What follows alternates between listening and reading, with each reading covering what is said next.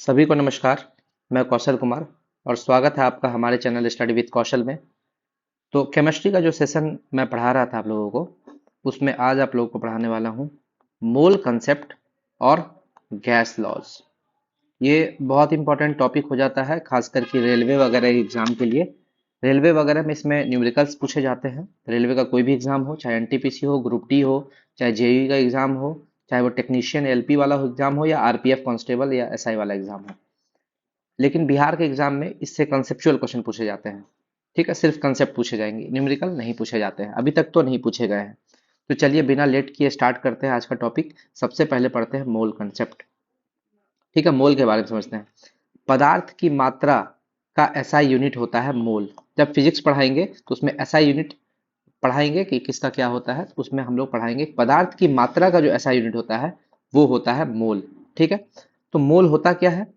अगर कोई mono atomic है, या जैसे कि कैल्शियम है, या फिर आपका हाइड्रोजन, हाइड्रोजन तो दो डाई एटॉमिक हो गया। ठीक है, तो मोनो एटॉमिक अगर कोई है, यानी कि उसमें एक ही एटम है, सिंगल एटम है, तो वहां पर मोल होता है एटॉमिक वेट के बराबर, परमाणु भार के बराबर। ठीक है, लेकिन जहां पर आपका जैसे दो दो मॉलिक्यूल हो गया, दो मॉलिक्यूल हो गया, फास्फोरस 4 हो गया, सल्फर 8 हो गया, वहां पर जो मोल होता है वो मॉलिक्यूलर वेट के बराबर होता है। यानी कि एक मोल बराबर मॉलिक्यूलर वेट। ठीक है, ये समझ गए। अब यानी कि एक मोल बोलेंगे किसको? एक मोल बोलेंगे अणुभार को, अगर वो एक मोनो एटॉमिक नहीं है, उससे ज्यादा है, या मोनो एटॉमिक है तो भी उसमें अणुभार बोलेंगे। परमाणु भार अगर मोनो एटॉमिक है, तो सिर्फ मोनो एटॉमिक है तभी परमाणु भार बोलेंगे। आप परमाणु भार को भूल सकते हैं, सिर्फ अणुभार याद कर लीजिए। यानी कि एक मोल का मतलब होता है अणुभार। जैसे आपसे पूछेगा कि कैल्शियम का एक मोल कितना होगा, तो कैल्शियम का मॉलिक्यूलर वेट होता है 40, यानी कि 40 ग्राम कैल्शियम में एक मोल हो जाएगा, एक मोल। ठीक है, उसी तरह आपसे पूछेगा हाइड्रोजन का एक मोल, तो हाइड्रोजन का में H2 होता है। ठीक है, तो H2 का वेट कितना हो गया? 1 × 2 ग्राम, यानी कि 2 ग्राम। यानी कि 2 ग्राम हाइड्रोजन में अणुभार हो गया 2, यानी कि एक मोल हो गया, एक मोल हो गया। ठीक है, और एक मोल में 6.023 इंटू 10 पावर 23 परमाणुओं या अणुओं की संख्या होती है। यानी कि एक मोल में इतना परमाणु होता है। इसको क्या बोलते हैं? 6.023 इंटू 10 पावर 23 को बोलते हैं अवोगाद्रो संख्या, अवोगाद्रो नंबर। इसको Na से डिनोट करते हैं, Na। ठीक है, अवोगाद्रो नंबर। ठीक है, और एक मोल को हम लोग एसटीपी या एनटीपी पर किसी गैस का 22.4 लीटर आयतन को भी हम लोग एक एक मोल बोलते हैं। यानी कि एक मोल में तीन चीज हुआ। किसी का भी अणुभार, परमाणु भार भूल जाइए, छोड़िए, परमाणु भार मत याद रखिए, खाली अणुभार याद रखिए। यहाँ परमाणुओं की संख्या नहीं, खाली अणुओं की संख्या याद रखिए। खाली यहाँ पर अणुओं की संख्या याद रखिए, अणुओं की संख्या ज्यादा अच्छा रहेगा। अणुओं की संख्या ये बेटर रहेगा।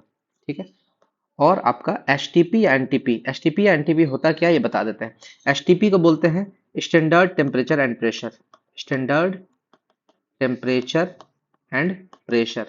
ठीक है, और एनटीपी का मतलब होता है नॉर्मल टेम्परेचर एंड प्रेशर। तो ये होता क्या है स्टैंडर्ड टेम्परेचर एंड प्रेशर? ये स्टैंडर्ड टेम्परेचर एंड प्रेशर में टेम्परेचर होता है 0 डिग्री सेल्सियस, यानी कि 273 केल्विन।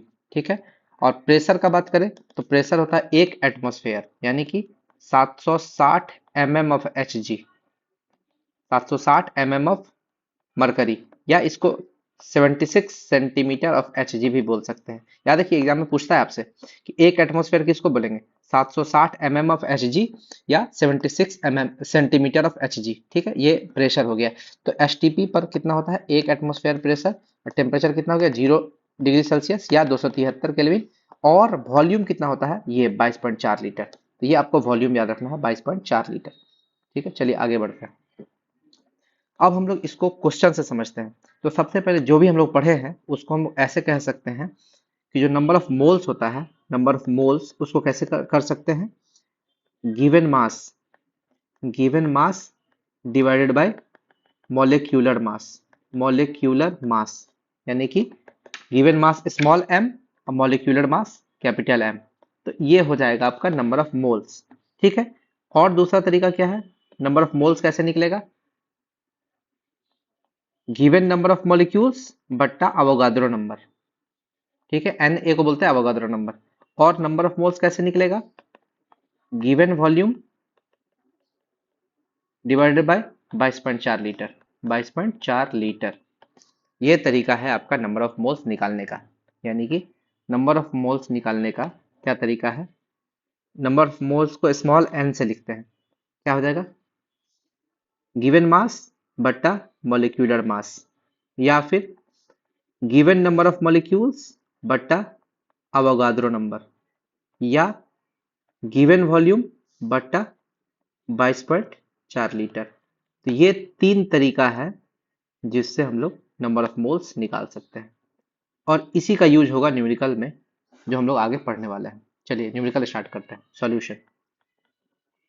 सबसे पहला क्वेश्चन है 9 ग्राम H2O में कितने एटम होंगे? तो सबसे पहले H2O का निकाल लेते हैं मॉलिक्यूलर वेट। H2O का मॉलिक्यूलर वेट हो जाएगा 2 इंटू 1 प्लस 16, साउंड कम कर लो ना,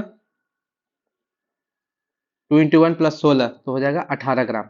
ठीक है, यानी कि 18 ग्राम H2O में हो जाएगा 1 मोल, यानी कि 9 ग्राम H2O में कितना हो जाएगा?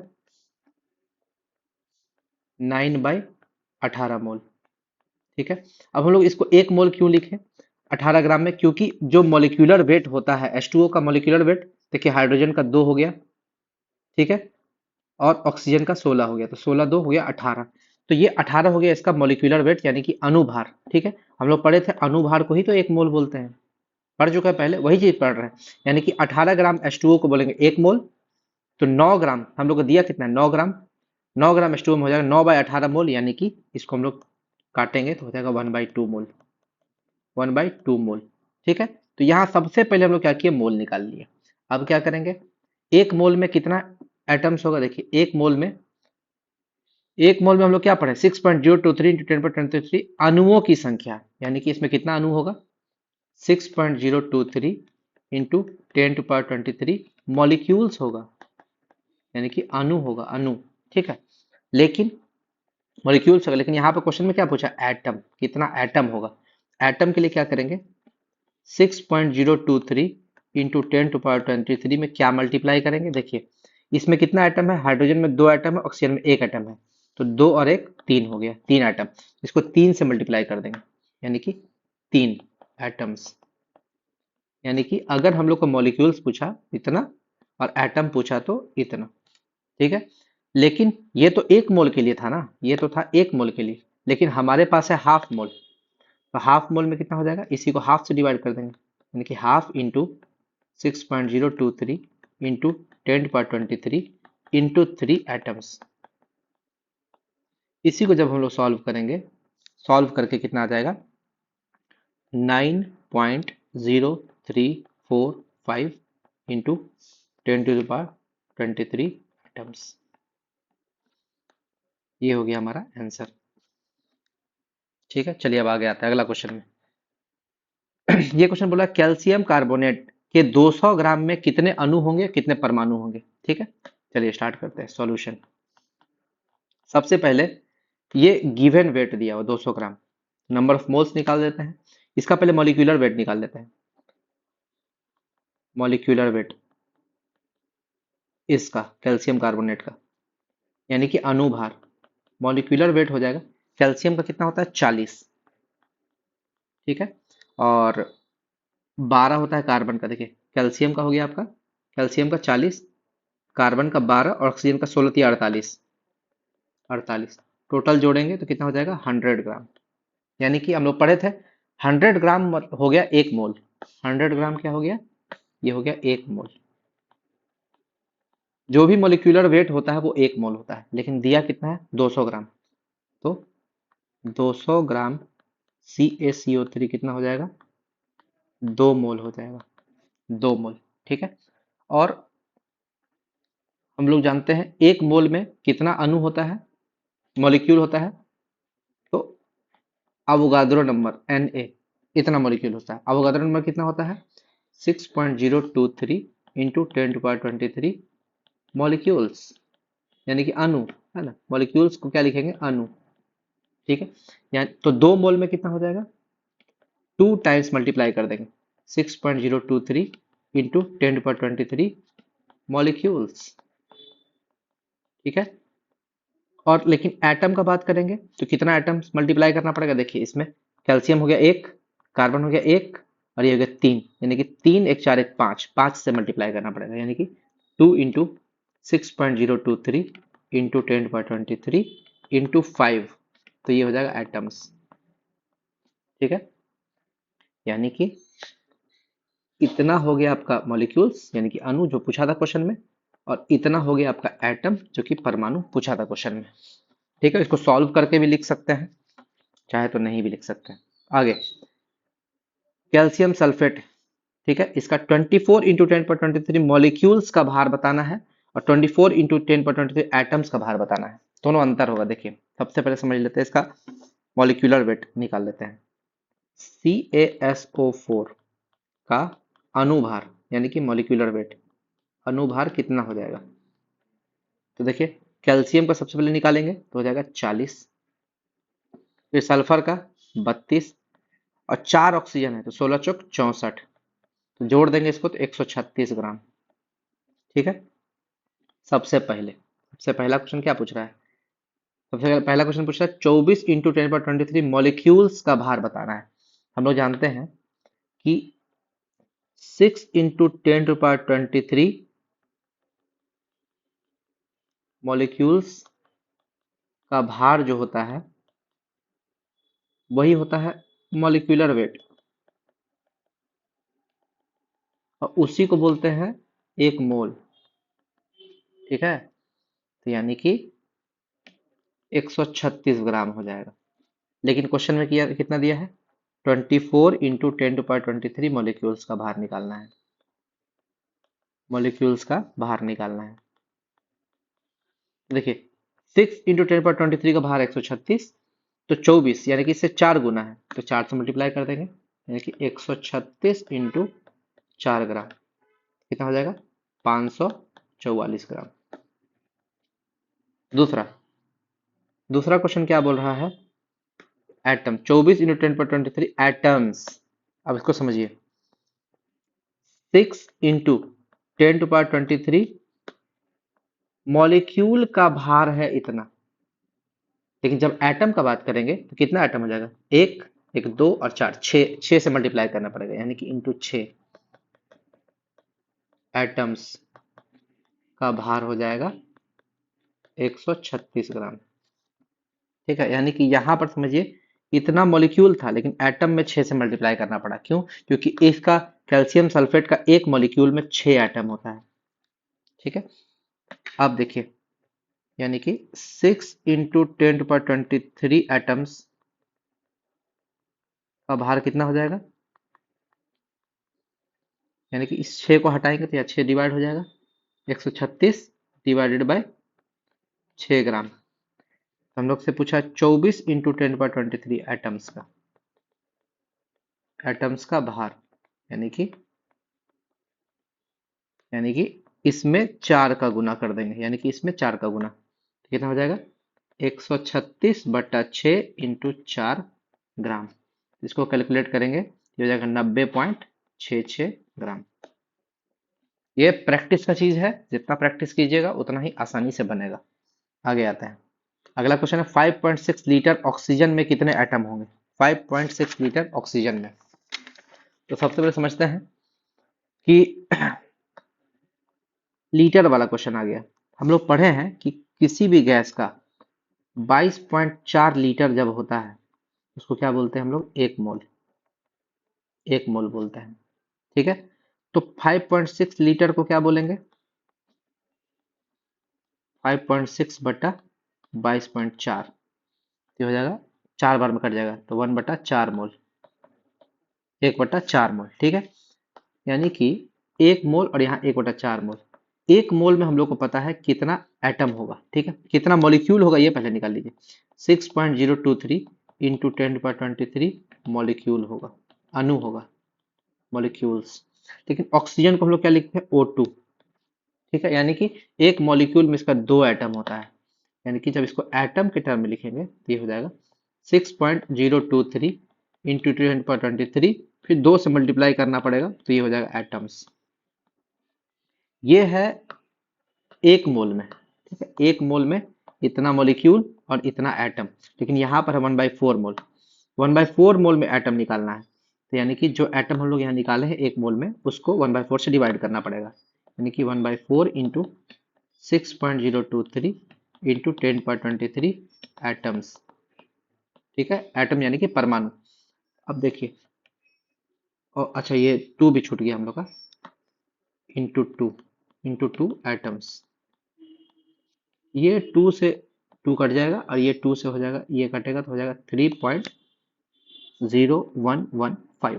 तो कितना हो जाएगा 3.0115 इंटू 10^23 एटम्स हो जाएगा, ये आपका आंसर। यानी कि 5.6 लीटर ऑक्सीजन में इतना एटम होगा। ठीक, आगे बढ़ता है अगला। अमोनिया का एनटीपी पर 5.6 लीटर का आयतन कितना होगा? आयतन का भार बताना है। सॉल्यूशन बनाते कैसे हैं? सबसे पहले वही मोल निकाल लेना है। 22.4 लीटर को हम लोग बोलते हैं एक मोल, तो 5.6 लीटर को क्या बोलेंगे? वही पिछला क्वेश्चन जैसा, 5.6 बटा 22.4, तो ये हो जाएगा 1/4 मोल। ठीक है, ये हो गया एक मोल, ये हो गया 1/4 मोल। एक मोल को ही हम लोग क्या बोलते हैं? अनुभार। क्या बोलते हैं? अनुभार। अनुभार। और अमोनिया का अनुभार कितना होता है? नाइट्रोजन का हो गया 14, हाइड्रोजन का हो गया 3, हो गया 17 ग्राम। 17 ग्राम। तो 1/4 मोल का कितना हो जाएगा?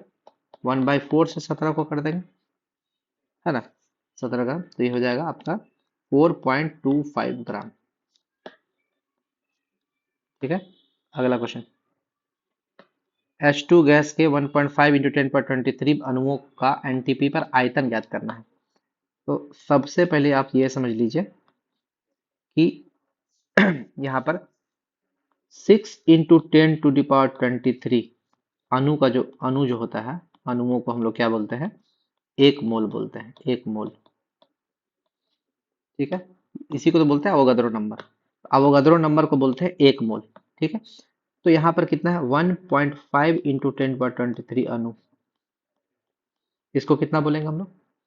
यानी कि 1.5 को 6 से डिवाइड कर देंगे, इतना मोल हो जाएगा, तो वो हो जाएगा 1/4 मोल, 1/4 मोल।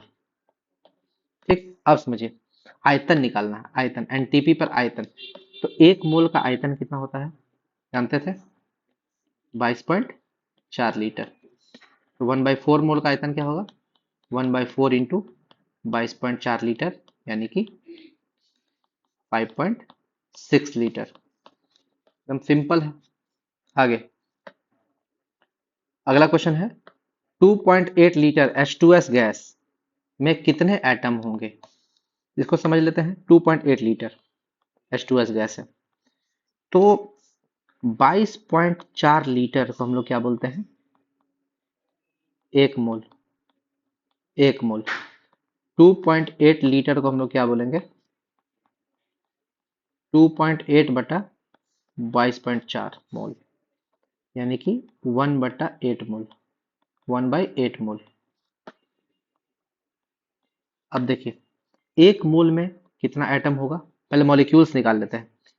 6.023 इंटू 10^23 मॉलिक्यूल्स होगा H2S का। लेकिन H2S का एक मॉलिक्यूल में कितना एटम है? 2 गो हाइड्रोजन का, 1 सल्फर का, 3 एटम है। 3 से मल्टीप्लाई कर देंगे, क्या हो जाएगा? 6.023 इंटू 10^23 इंटू 3, ये एटम्स हो जाएगा। तो ये तो हो गया आपका एक मोल में इतना मॉलिक्यूल और इतना एटम। एक तो 1/8 मोल में क्या होगा? 1/8 इंटू 6.023 इंटू 10^23 इंटू 3 एटम्स। इसको जब सॉल्व कर देंगे तो 6×18 को 8 से डिवाइड करेंगे, लगभग में ही आ जाएगा 2.258 इंटू 10^23 एटम्स। ये हो गया आपका आंसर। ऐसा ही क्वेश्चन पूछेगा एग्जाम में। अगला क्वेश्चन है, 8 ग्राम सल्फर डाइऑक्साइड में एटम्स की संख्या कितनी होगी? चलिए इसको बनाते हैं। तो इसका मॉलिक्यूलर वेट निकाल लेते हैं सल्फर डाइऑक्साइड का। SO2 का अणुभार, मॉलिक्यूलर वेट, तो इसका मॉलिक्यूलर वेट हो जाएगा 32 प्लस 16 इंटू 2। ये 32 हो गया सल्फर का और 16 इंटू 2 ऑक्सीजन का, तो 32 हो गया 64 ग्राम। यानी कि 64 ग्राम में आपका 1 मोल होता है। 64 ग्राम में क्या हो जाएगा? 1 मोल, क्योंकि जो हमारा मॉलिक्यूलर वेट होता है वही होता है 1 मोल। यहाँ पर क्वेश्चन ने दिया 8 ग्राम, 8 ग्राम में कितना मोल हो जाएगा? 8 ग्राम में कितना हो जाएगा? 8/64 हो जाएगा 1/8 मोल, 1/8 मोल हो जाएगा। हमको पता है कि 1 मोल में जो है आपका 6.023 इंटू 10^23 मॉलिक्यूल्स होता है, लेकिन इसका एक मॉलिक्यूल में 3 एटम है, तो 3 से मल्टीप्लाई कर देंगे इतना एटम्स, ठीक है। लेकिन 1/8 से डिवाइड भी करेंगे, क्यों? क्योंकि 1/8 मोल है, 1/8 इंटू, देखिए ये क्या किया, 1/8, क्योंकि यहाँ 1/8 मोल है, इंटू 6.023 इंटू 10^23, ये मॉलिक्यूल हो गया। हम एक मॉलिक्यूल में 3 एटम, इसलिए 3 से मल्टीप्लाई किया। अब इसी को सॉल्व करेंगे तो वही आ जाएगा आपका 2.258 इंटू 10^23 एटम्स। चलिए ये भी क्वेश्चन बन गया। अगला क्वेश्चन, 88 ग्राम CO2 में अणुओं की संख्या निकालना है, तो उस पर निकाल लेते हैं। CO2 का मॉलिक्यूलर वेट पहले निकाल लो, कितना हो जाएगा? 44 ग्राम। कैलकुलेट कर लीजिएगा। कार्बन का 12 और ऑक्सीजन का 16 दूनी 32, 12 और 32 हो गया 44 ग्राम, ठीक है। यानी कि 44 ग्राम में 1 मोल, 44 ग्राम में कितना हो जाएगा? 1 मोल। तो 88 ग्राम में कितना हो जाएगा? 2 मोल। हर चीज को लिखना नहीं पड़ेगा, एग्जाम में टाइम नहीं रहता है उतना। 1 मोल। अब 1 मोल में कितना अणु होता है? 6.023 इंटू 10^23 अणु, ठीक है। परमाणु का बात करेंगे तो कितना हो जाएगा? 6.023 इंटू 10^23 इंटू, अब इसमें कितना परमाणु है? 1 और 2, 3, 3 से मल्टीप्लाई कर देंगे, 3 परमाणु यानी कि एटम, ठीक है। और अगर इसमें हम आपका लीटर का बात करेंगे, आयतन का बात करेंगे, तो हम लोग जानते हैं 1 मोल में कितना आयतन होता है? 22.4 लीटर, ठीक है। लेकिन हम लोग का यहाँ पे 2 मोल है, तो जितना भी है सबको 2 से मल्टीप्लाई कर देंगे, यानी कि सबसे अणु की संख्या 6.023 इंटू 10^23 इंटू 2 अणु हो जाएगा। फिर 6.023 इंटू 10^23 इंटू 3 इंटू 2, ये हो जाएगा परमाणु। और 22.4 लीटर को 2 से मल्टीप्लाई कर देंगे, हो जाएगा 44.8 लीटर, ये हो जाएगा आयतन। यानी कि इतना में इतना अणु हो जाएगा, इतना परमाणु हो जाएगा और इतना लीटर हो जाएगा। यही हो जाएगा आंसर हमारा। तो ये निकालने का तरीका है। अब समझिए एनटीपी होता क्या है। एनटीपी को बोलते हैं नॉर्मल टेम्परेचर एंड प्रेशर, इसको याद कैसे रखना है। और एसटीपी को बोलते हैं स्टैंडर्ड टेम्परेचर एंड प्रेशर। ये दोनों होता क्या है? नॉर्मल टेम्परेचर एंड प्रेशर में टेम्परेचर हमेशा याद रखिएगा 0 डिग्री सेल्सियस होता है, यानी कि 273 केल्विन, 273.15 होता है, उतना नहीं याद रखिए, 273 केल्विन याद रखिए। प्रेशर का बात करेंगे तो प्रेशर होता है 1 एटमॉस्फेयर, एटीएम, 1 एटीएम। ये वो वाला एटीएम नहीं है, एटीएम है एटमॉस्फेरिक प्रेशर। और एक एटीएम को ही हम लोग लिखते हैं 760 mm ऑफ पारा मरकरी, Hg। या mm नहीं, सेंटीमीटर में लिखिएगा तो एक जीरो हट जाएगा, 76 सेंटीमीटर ऑफ Hg। याद रखिएगा, टेम्परेचर हो गया 0 डिग्री सेल्सियस या 273 केल्विन। प्रेशर का बात करें तो हो गया 1 एटमॉस्फेयर या 760 सेंटीमीटर Hg का, या 76 सेंटीमीटर Hg का। और वॉल्यूम का बात करें तो वॉल्यूम होता है 22.4 लीटर, जो पहले ही आपको बता चुके हैं, ठीक है। अब एडियाबेटिक प्रोसेस किसको बोलते हैं? एडियाबेटिक प्रोसेस बोलते हैं जब heat is constant, heat change ना करे, ठीक है। आइसोथर्मल प्रोसेस कब बोलते हैं? जब टेम्परेचर चेंज ना करे, टेम्परेचर कांस्टेंट हो। आइसोकोरिक प्रोसेस जब वॉल्यूम चेंज ना करे। और आइसोबारिक जब प्रेशर चेंज ना करे। याद रखिए, एडियाबेटिक हो गया हीट के लिए, हीट कांस्टेंट हो। आइसोथर्मल, देखिए थर्मल का रिलेशन ही है टेम्परेचर से, ऐसे याद रख सकते हैं टेम्परेचर, ठीक है। आइसोकोर, आइसोकोर, ठीक है, आइसोकोरिक, वॉल्यूम, वॉल्यूम से रिलेशन। आइसोबार, बार यूनिट होता है प्रेशर का, तो उसे याद रख लीजिए, प्रेशर इज कांस्टेंट। तो ये चार टर्म है जो बार बार एग्जाम में से पूछेगा। आइसोबारिक प्रोसेस का मतलब क्या हो गया, प्रेशर जहां चेंज नहीं करेगा। अब एक आपको रिलेशन आपको यहाँ पे हम बताना भूल गए थे। मॉलिक्यूलर वेट जो होता है, मॉलिक्यूलर वेट, जिसको हम लोग क्या बोलते हैं, अणुभार, ठीक है, अणुभार, इसमें और वेपर डेंसिटी में एक रिलेशन होता है। ये होता है 2 × vapour density, vapour density. Exam में बार बार पूछ देगा तो बच्चा कंफ्यूज हो जाता है। वाष्प घनत्व, वाष्प घनत्व यानी कि molecular weight equal to 2 times vapour density, इस रिलेशन को याद रखना है। लेकिन ये कब होता है, एट एनटीपी या एसटीपी, सिर्फ एनटीपी और एसटीपी पर होगा। यानी कि जीरो टेम्परेचर होना चाहिए 0 डिग्री सेल्सियस, ठीक है, प्रेशर होना चाहिए 1 एटमोस्फेयर और वॉल्यूम होना चाहिए 22.4 लीटर। ये तभी आपका लागू होगा, नहीं तो नहीं लागू होगा। तो ये मॉलिक्यूलर वेट आपका ये फॉर्मूला होता है। टेम्परेचर बढ़ाएंगे तो ये चेंज हो जाएगा फॉर्मूला भी, ठीक है। तो इसमें देखिए क्वेश्चन कैसे पूछता है एग्जाम में। क्वेश्चन पूछेगा CO2 का वाष्प घनत्व क्या होगा, वाष्प घनत्व क्या होगा CO2 का, ठीक है। ये है क्वेश्चन। चलिए इसको हम क्वेश्चन को ऐसे रंग देते हैं, ठीक। आप देखिए इसका क्या होगा, CO2 का मॉलिक्यूलर वेट पहले निकाल दीजिए, अणुभार, मॉलिक्यूलर वेट कितना हो जाएगा, पढ़े थे, कार्बन का हो गया 12 और 2 को ऑक्सीजन, 2 × 16 हो गया 44 ग्राम, यानी कि मॉलिक्यूलर वेट हो गया 44 ग्राम। तो इसका वेपर डेंसिटी कितना हो जाएगा, VD, शॉर्टकट में लिखते हैं VD। वेपर डेंसिटी क्या होता है, मॉलिक्यूलर वेट बटा 2, इस फॉर्मूला से निकालिए ना, मॉलिक्यूलर वेट बराबर 2 × वेपर डेंसिटी, तो 2 यहाँ नीचे में आ जाएगा, तो वेपर डेंसिटी हो गया मॉलिक्यूलर वेट बटा 2। तो मॉलिक्यूलर वेट है 44 ग्राम, 2 से डिवाइड कर देंगे तो हो जाएगा 22 ग्राम। ये आपसे एग्जाम में पूछा हुआ क्वेश्चन है। उसी तरह आपसे पूछेगा NH3 अमोनिया, NH3 क्या हो गया, अमोनिया, अमोनिया का वाष्प घनत्व क्या होगा, वाष्प घनत्व, ठीक है, किस पर, एसटीपी या एनटीपी पर, ठीक है। ये क्या होगा, इसको निकालने का तरीका क्या है, molecular weight by 2, molecular weight by 2, molecular weight ammonia कितना हो जाएगा, नाइट्रोजन का 14 और हाइड्रोजन का 3, 17, 17/2, ये हो जाएगा 8.5 ग्राम, ठीक है। अगला क्वेश्चन, ये अगला वाला आपको याद रखना है, अगला आपको दिमाग में बैठाना है। ये पूछा हुआ क्वेश्चन, रेलवे आरआरबी का पूछा हुआ क्वेश्चन है। ये क्या पूछा था, वेपर डेंसिटी ऑफ एयर, हवा का, वायु का। तो हमको तो वायु का मॉलिक्यूलर वेट याद नहीं है, तो याद रख लीजिए, वायु का मॉलिक्यूलर वेट होता है 28.8 बाई 2, तो ये हो जाएगा 14.4 ग्राम।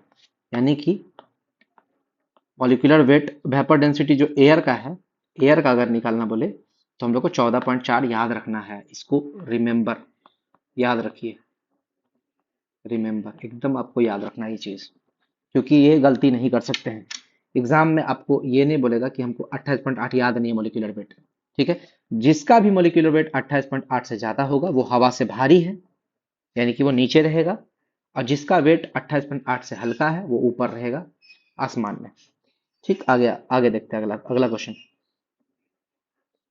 अगला क्वेश्चन है क्लोरीन। ये क्वेश्चन में बहुत आदमी गलती किया था। क्लोरीन का वाष्प घनत्व निकालना है, यानी कि वेपर डेंसिटी। तो फॉर्मूला, वेपर डेंसिटी क्या होता है, मॉलिक्यूलर वेट बाई 2 होता है। तो आदमी क्या किया था, देखा क्लोरीन का मॉलिक्यूलर वेट होता है 35.5, या क्या किया, 35.5/2 निकाला, और वो हो गया गलत। क्यों, क्योंकि क्लोरीन का जब हम लोग स्ट्रक्चर लिखते हैं तो ये होता है Cl2, क्लोरीन को कैसे लिखते हैं, Cl2, ठीक है। तो यानी कि 35.5 तो हो गया एक क्लोरीन का, तो 2 क्लोरीन का 35.5 इंटू 2, तब दो से डिवाइड करेंगे, दो दो कट जाएगा, ये हो जाएगा 35.5। नहीं तो देखिए आपके आंसर मारते 35.5 तो नहीं ही मारते, तो यहाँ पर आपका गलती हो जाता। सेम इसी तरह का क्वेश्चन हम निकालते हैं, अगर एग्जाम में पूछा, ऑक्सीजन का पूछ दे, नाइट्रोजन का पूछ दे, हाइड्रोजन का पूछ दे, ठीक है, इसका वाष्प घनत्व क्या होगा, वाष्प घनत्व क्या होगा, ठीक है। तो हम लोग देखते हैं ऑक्सीजन का मॉलिक्यूलर वेट कितना होता है, 16, 16 × 2, नाइट्रोजन का 14 × 2, हाइड्रोजन का 1 × 2। इसको जब 2 से डिवाइड करेंगे तो वाष्प घनत्व आ जाएगा, ठीक है, यानी कि 2 हट जाएगा तो हो जाएगा 16, 14 और 1 क्रमशः,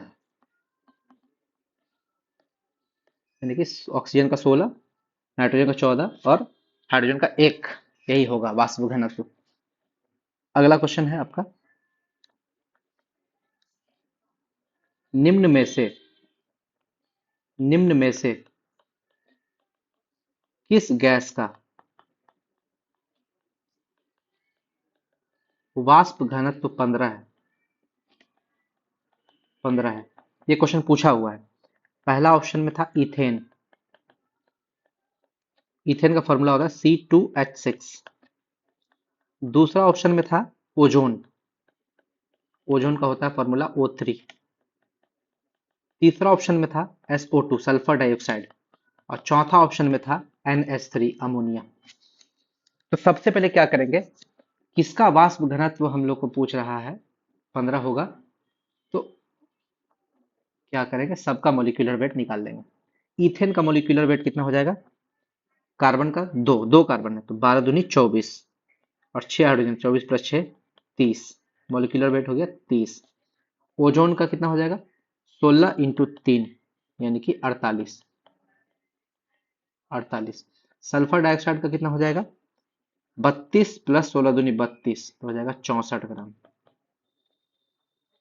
और NH3 का कितना हो जाएगा, 14 + 3 यानी कि 17 ग्राम, 17। अब देखिए, ये समझिए, मॉलिक्यूलर वेट को आधा करेंगे तो वाष्प वेपर डेंसिटी आएगा, यानी कि 30 को आधा करेंगे तो 15 आ जाएगा, यानी कि पहला ऑप्शन सही हो गया। तो 48 को आधा करेंगे तो 24 आएगा, यानी कि ओजोन का वेपर डेंसिटी होगा 24, यानी कि ओजोन हमारा आंसर नहीं होगा। सल्फर डाइऑक्साइड का वेपर डेंसिटी होगा 32, और अमोनिया का वेपर डेंसिटी हो जाएगा 8.5, यानी कि हमारा ऑप्शन 1 इथेन करेक्ट है। चलिए अगला, तो मोल कंसेप्ट में जितना भी चीज था हम लगभग चीज आपको बता दिए, और यही एग्जाम में आपसे पूछता है। आगे आते हैं गैस लॉ, अगला है गैस लॉ। गैस लॉ के बारे में थोड़ा डिटेल से पढ़ते हैं। 4 लॉ है जो आपको बहुत अच्छे से पढ़ना है, Boyle's law, Charles law, Gay Lussac's law, Avogadro law. Boyle's law को बोलते हैं बॉयल का नियम, चार्ल्स लॉ को चार्ल्स का नियम, गैल्यूसेक्स लॉ को गैल्यूसेक का नियम, अवोगाद्रो लॉ को अवोगाद्रो का नियम, ठीक है। आगे बॉयल्स लॉ क्या बोलता है कि जब भी टेम्परेचर कांस्टेंट हो, टेम्परेचर कांस्टेंट मतलब आइसोथर्मल प्रोसेस, आइसोथर्मल प्रोसेस जब टेम्परेचर कांस्टेंट हो, ठीक है, यानी कि at constant temperature V is directly proportional to 1/P, V is directly proportional to 1/P, यानी कि वॉल्यूम और प्रेशर का जब रिलेशन हम लोग बनाएंगे तो ये कर्व इस टाइप से बनेगा, यानी कि जब वॉल्यूम बढ़ेगा तो प्रेशर घटेगा, और जब वॉल्यूम घटेगा तो प्रेशर बढ़ेगा, ये कर्व आपको याद रखना है। और इसी को अगर हम लोग ऐसे कर दे तो पी भी बराबर कांस्टेंट, यानी कि P1 V1 = P2 V2, ये आपको याद रखना है, ठीक है। इसी को बोलते हैं बॉयल्स लॉ। अब देखिए डेंसिटी को हम लोग मास बटा वॉल्यूम भी बोलते हैं, डेंसिटी को मास बटा वॉल्यूम भी बोलते हैं, यानी कि जहां पर वॉल्यूम है वहां पर मास, वॉल्यूम की जगह क्या लिख सकते हैं, मास बटा डेंसिटी, वॉल्यूम की जगह क्या लिखेंगे, मास बटा डेंसिटी, और इसमें इक्वेशन में डालते हैं, यानी कि density is inversely proportional to volume, अगर मास कांस्टेंट है तो इस फॉर्मूला को हम लोग ऐसे भी लिख सकते हैं कि P is directly proportional to D, P is directly proportional to D, यानी कि इसको वॉल्यूम को डायरेक्टली प्रोपोर्शनल टू 1/, यानी कि यहाँ आप ऐसे लिख सकते हैं, वॉल्यूम और डेंसिटी इनवर्सली प्रोपोर्शनल है, ठीक है, वॉल्यूम और डेंसिटी इनवर्सली प्रोपोर्शनल है, यानी कि फिर यहाँ पर 1/D हो जाएगा। अब प्रेशर और डेंसिटी डायरेक्टली प्रोपोर्शनल हो जाएगा। तो pressure is directly proportional to density, तो इसको हम लोग ऐसा भी लिख सकते हैं P1 by P2 equal to D1 by D2। ये भी आपका इक्वेशन हो जाता है इस केस में, बॉयल्स लॉ के केस में। तो बॉयल्स लॉ में एक तो आपको ये याद रखना है, at constant temperature V is directly proportional to 1 by P, और P1 V1 equal to P2 V2। ये आपको न्यूमेरिकल बनाने में बड़ा यूज होगा। और इसको याद करने का तरीका क्या है, देखिए जितना भी रूल्स है गैस लॉ, सब में आपको वॉल्यूम लेफ्ट साइड है, बस एक गैलुसेक्स लॉ को छोड़कर, तो सब में वॉल्यूम लेफ्ट साइड है। तो लेफ्ट साइड वालों को याद नहीं रखना है, राइट साइड वालों को याद कर रखना है। राइट साइड में है प्रेशर, यानी कि बीपी। बीपी यानी कि बॉयल्स लॉ में राइट साइड में पी होगा, यानी कि प्रेशर होगा। तो आपको ये कंफ्यूजन नहीं होगा एग्जाम में कि किस में प्रेशर होगा किस में टेम्परेचर होगा। बीपी यानी कि बॉयल्स लॉ में प्रेशर, बीपी यानी कि बॉयल्स, बी से हो गया बॉयल्स लॉ, पी से प्रेशर, यानी कि लेफ्ट साइड तो भी ही रहेगा, राइट साइड प्रेशर। अब प्रेशर ऊपर में होगा कि नीचे, वो आपका गैस इक्वेशन से निकल जाएगा, PV equal to NRT. PV equal to NRT. अब भी और पी का देख रहे हैं, जब पी को उधर करेंगे तो पी बट्टा में आ जाएगा, यानी कि V is inversely proportional to 1 by P. ये आप PV equal to NRT equation याद रखिएगा, उससे आप निकाल सकते हैं कि इनवर्सली होगा कि डायरेक्टली होगा। चलिए आगे, अगला क्वेश्चन है चार्ल्स लॉ, यानी कि चार्ल्स का नियम। इसमें याद रखें एट कांस्टेंट पी, यानी कि प्रेशर कांस्टेंट, यानी कि आइसोबारिक प्रोसेस, आइसोबारिक प्रोसेस है ये, प्रेशर चेंज नहीं कर रहा है, ठीक है। इसमें V is directly proportional to T, volume is directly proportional to T, यानी कि इसका ग्राफ सीधा बढ़ेगा, जहां भी डायरेक्टली प्रोपोर्शनल होता है वहां ग्राफ सीधा बढ़ता है। यानी कि वॉल्यूम और टेम्परेचर का जब ग्राफ बनाएंगे एकदम स्ट्रेट लाइन जाएगा सीधा 45 डिग्री बनाते हुए, ठीक है। यानी कि भी बट्टा टी बराबर कांस्टेंट। भी और टी का रेशियो, जब टी को इधर ले आएंगे, जैसे भी इज डायरेक्टली प्रोपोर्शनल, टी का मतलब क्या हो गया, भी इक्वल टू एक कांस्टेंट इंटू टी, ठीक है। यानी कि जब टी को इधर ले आएंगे तो एक कांस्टेंट बचेगा, यानी कि भी बाई टी कांस्टेंट, यानी कि V one by T one equal to V two by T two, कुछ भी कीजिए, भी थ्री बाई टी थ्री, वो सब एक कांस्टेंट ही आएगा। अगला, अगला है गैल, हाँ इसको याद करने के लिए, सीटी स्कैन होता है ना, सीटी स्कैन, सीटी स्कैन, तो सी से हो गया चार्ल्स और टी से हो गया टेम्परेचर, ठीक है। यानी कि चार्ल्स के नियम में टेम्परेचर आएगा। लेफ्ट साइड में तो पता ही है कि भी है, यहाँ पे लेफ्ट साइड में भी है, यहाँ भी लेफ्ट साइड में भी है।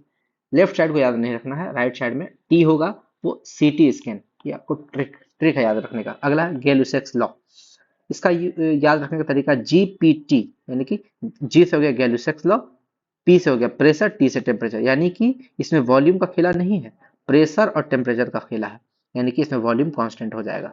और वॉल्यूम कांस्टेंट होता है, इसको क्या बोलते हैं, isochoric process, isochoric process, isochoric प्रक्रिया। यहाँ पे वॉल्यूम चेंज नहीं करता है।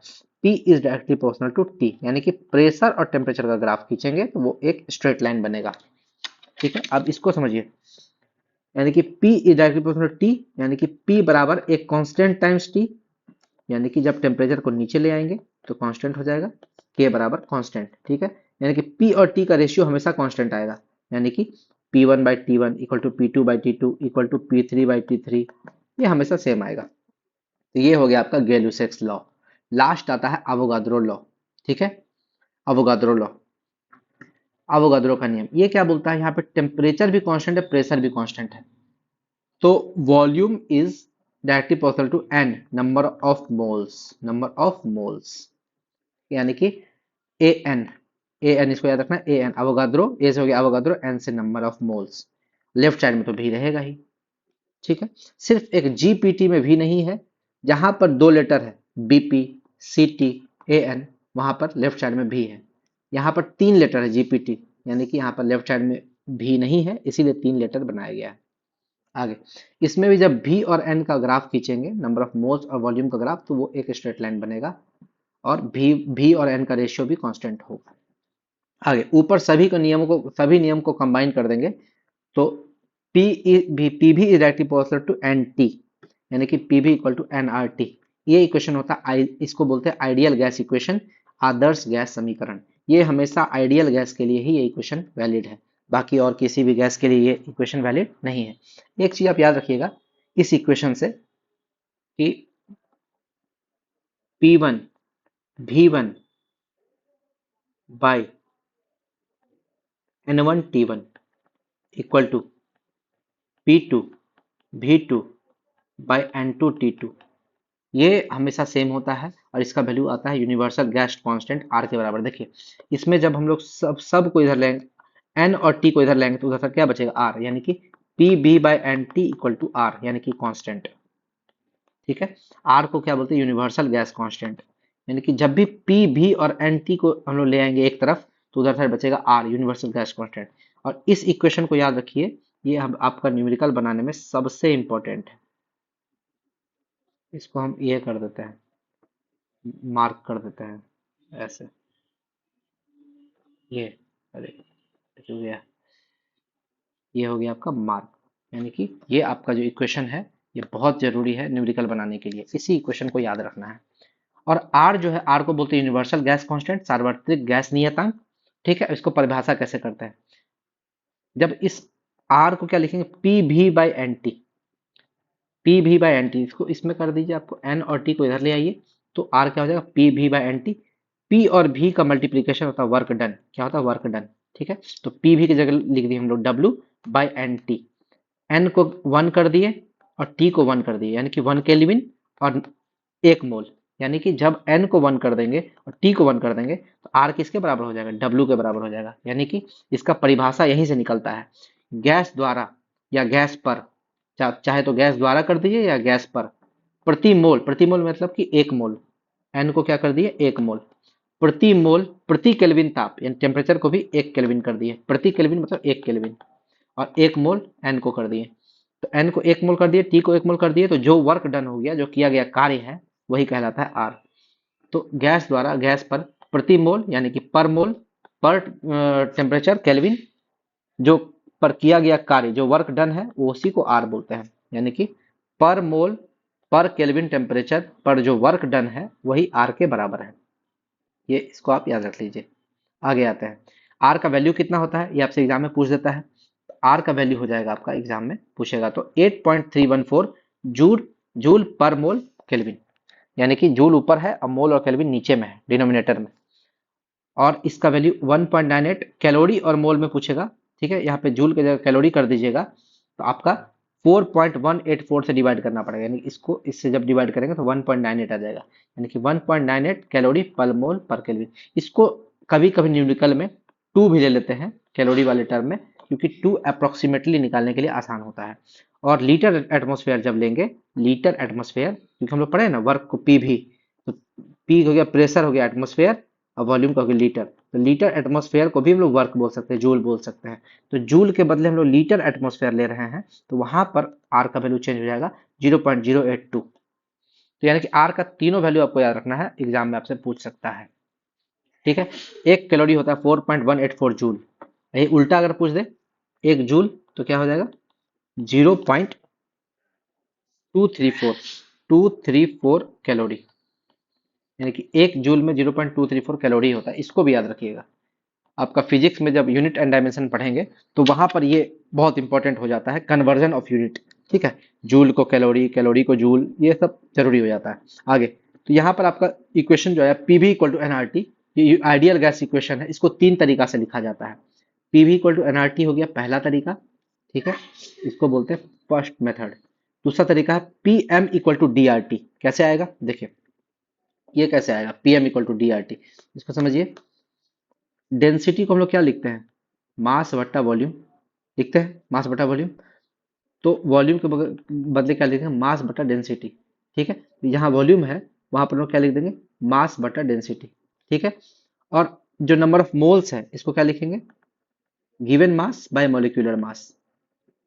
ठीक है, तो यानी कि यहाँ पर पी, भी की जगह क्या लिखेंगे, भी की जगह क्या लिखेंगे, मास बटा डेंसिटी, और एन की जगह given mass by molecular mass R T. तो मास मास कट गया, एम इधर आ गया, डी उधर चल जाएगा, तो क्या हो जाएगा P M equal to D R T. ये फॉर्मूला आपका डेराइव हो गया। उसके बाद अब देखिए, जो एन है, एन की जगह हम लोग क्या लिख सकते हैं, given number of molecules by Avogadro number, N by N A. जब इस फॉर्मूला में ऐसा करेंगे, तो P V equal to N by N A R T. ठीक है, और आर को जब एन ए से डिवाइड करते हैं, यानी कि आर को जब एन ए से डिवाइड करते हैं, हम लोग को मिलता है के, जिसको बोलते हैं बोल्ट्जमैन कांस्टेंट। के, तो यहाँ पर आपका के हो जाएगा के एन टी, तो पी भी इक्वल टू के एन टी, ये तीसरा फॉर्मूला हो गया, पी भी इक्वल टू के एन टी। यानी कि ये तीन फॉर्मूला आपको याद रखना है। ये तीनों फॉर्मूला कैसे निकला हम आपको बता दिए, आप अपना रफ कर लीजिएगा, आपको याद रखना है। और यहाँ पर के को क्या बोलते हैं, बोल्ट्जमैन कांस्टेंट। अब इसको सबको हम बताते हैं क्या क्या है। पी हो गया प्रेशर, वी हो गया वॉल्यूम, एन हो गया नंबर ऑफ मोल्स, डी हो गया डेंसिटी यानी कि घनत्व, टी हो गया टेम्परेचर यानी कि तापमान, के हो गया बोल्ट्जमैन कांस्टेंट। के होता क्या है बोल्ट्जमैन कांस्टेंट, के आर को जब अवोगाद्रो नंबर से डिवाइड करते हैं, आर का वैल्यू कितना है 8.314 और अवोगाद्रो नंबर 6.023 इंटू नंबर 23, तो इसको डिवाइड करेंगे तो आ जाएगा 1.38 इंटू 10⁻23। ये 23 जब ऊपर जाएगा तो माइनस में आ जाएगा, जूल पर केल्विन, जूल पर केल्विन, ठीक है। और के को हम लोग क्या बोलते हैं, प्रति मॉलिक्यूल गैस कांस्टेंट, यानी कि आर को हम लोग क्या बोलते हैं, गैस कांस्टेंट, और एन ए क्या, नंबर ऑफ मॉलिक्यूल्स। तो जब गैस कांस्टेंट को नंबर ऑफ मॉलिक्यूल से डिवाइड कर देंगे तो प्रति मॉलिक्यूल गैस कांस्टेंट इसको बोल देंगे बोल्ट्जमैन को। याद रखिएगा, आपसे क्वेश्चन पूछेगा प्रति मॉलिक्यूल यूनिवर्सल गैस कांस्टेंट को क्या बोलेंगे, के, यानी कि बोल्ट्जमैन कांस्टेंट। तो ये आपका तीन इक्वेशन है, न्यूमेरिकल में यूज हो सकता है, याद रखिए। ऐसे आपको वन डे एग्जाम में बहुत रेयरली पूछता है, लेकिन रेलवे पूछ देता है, इसीलिए आपको जरूरी हो जाता है। चलिए अगला क्वेश्चन अगला हम लोग आते हैं, क्वेश्चन को सॉल्व करते हैं।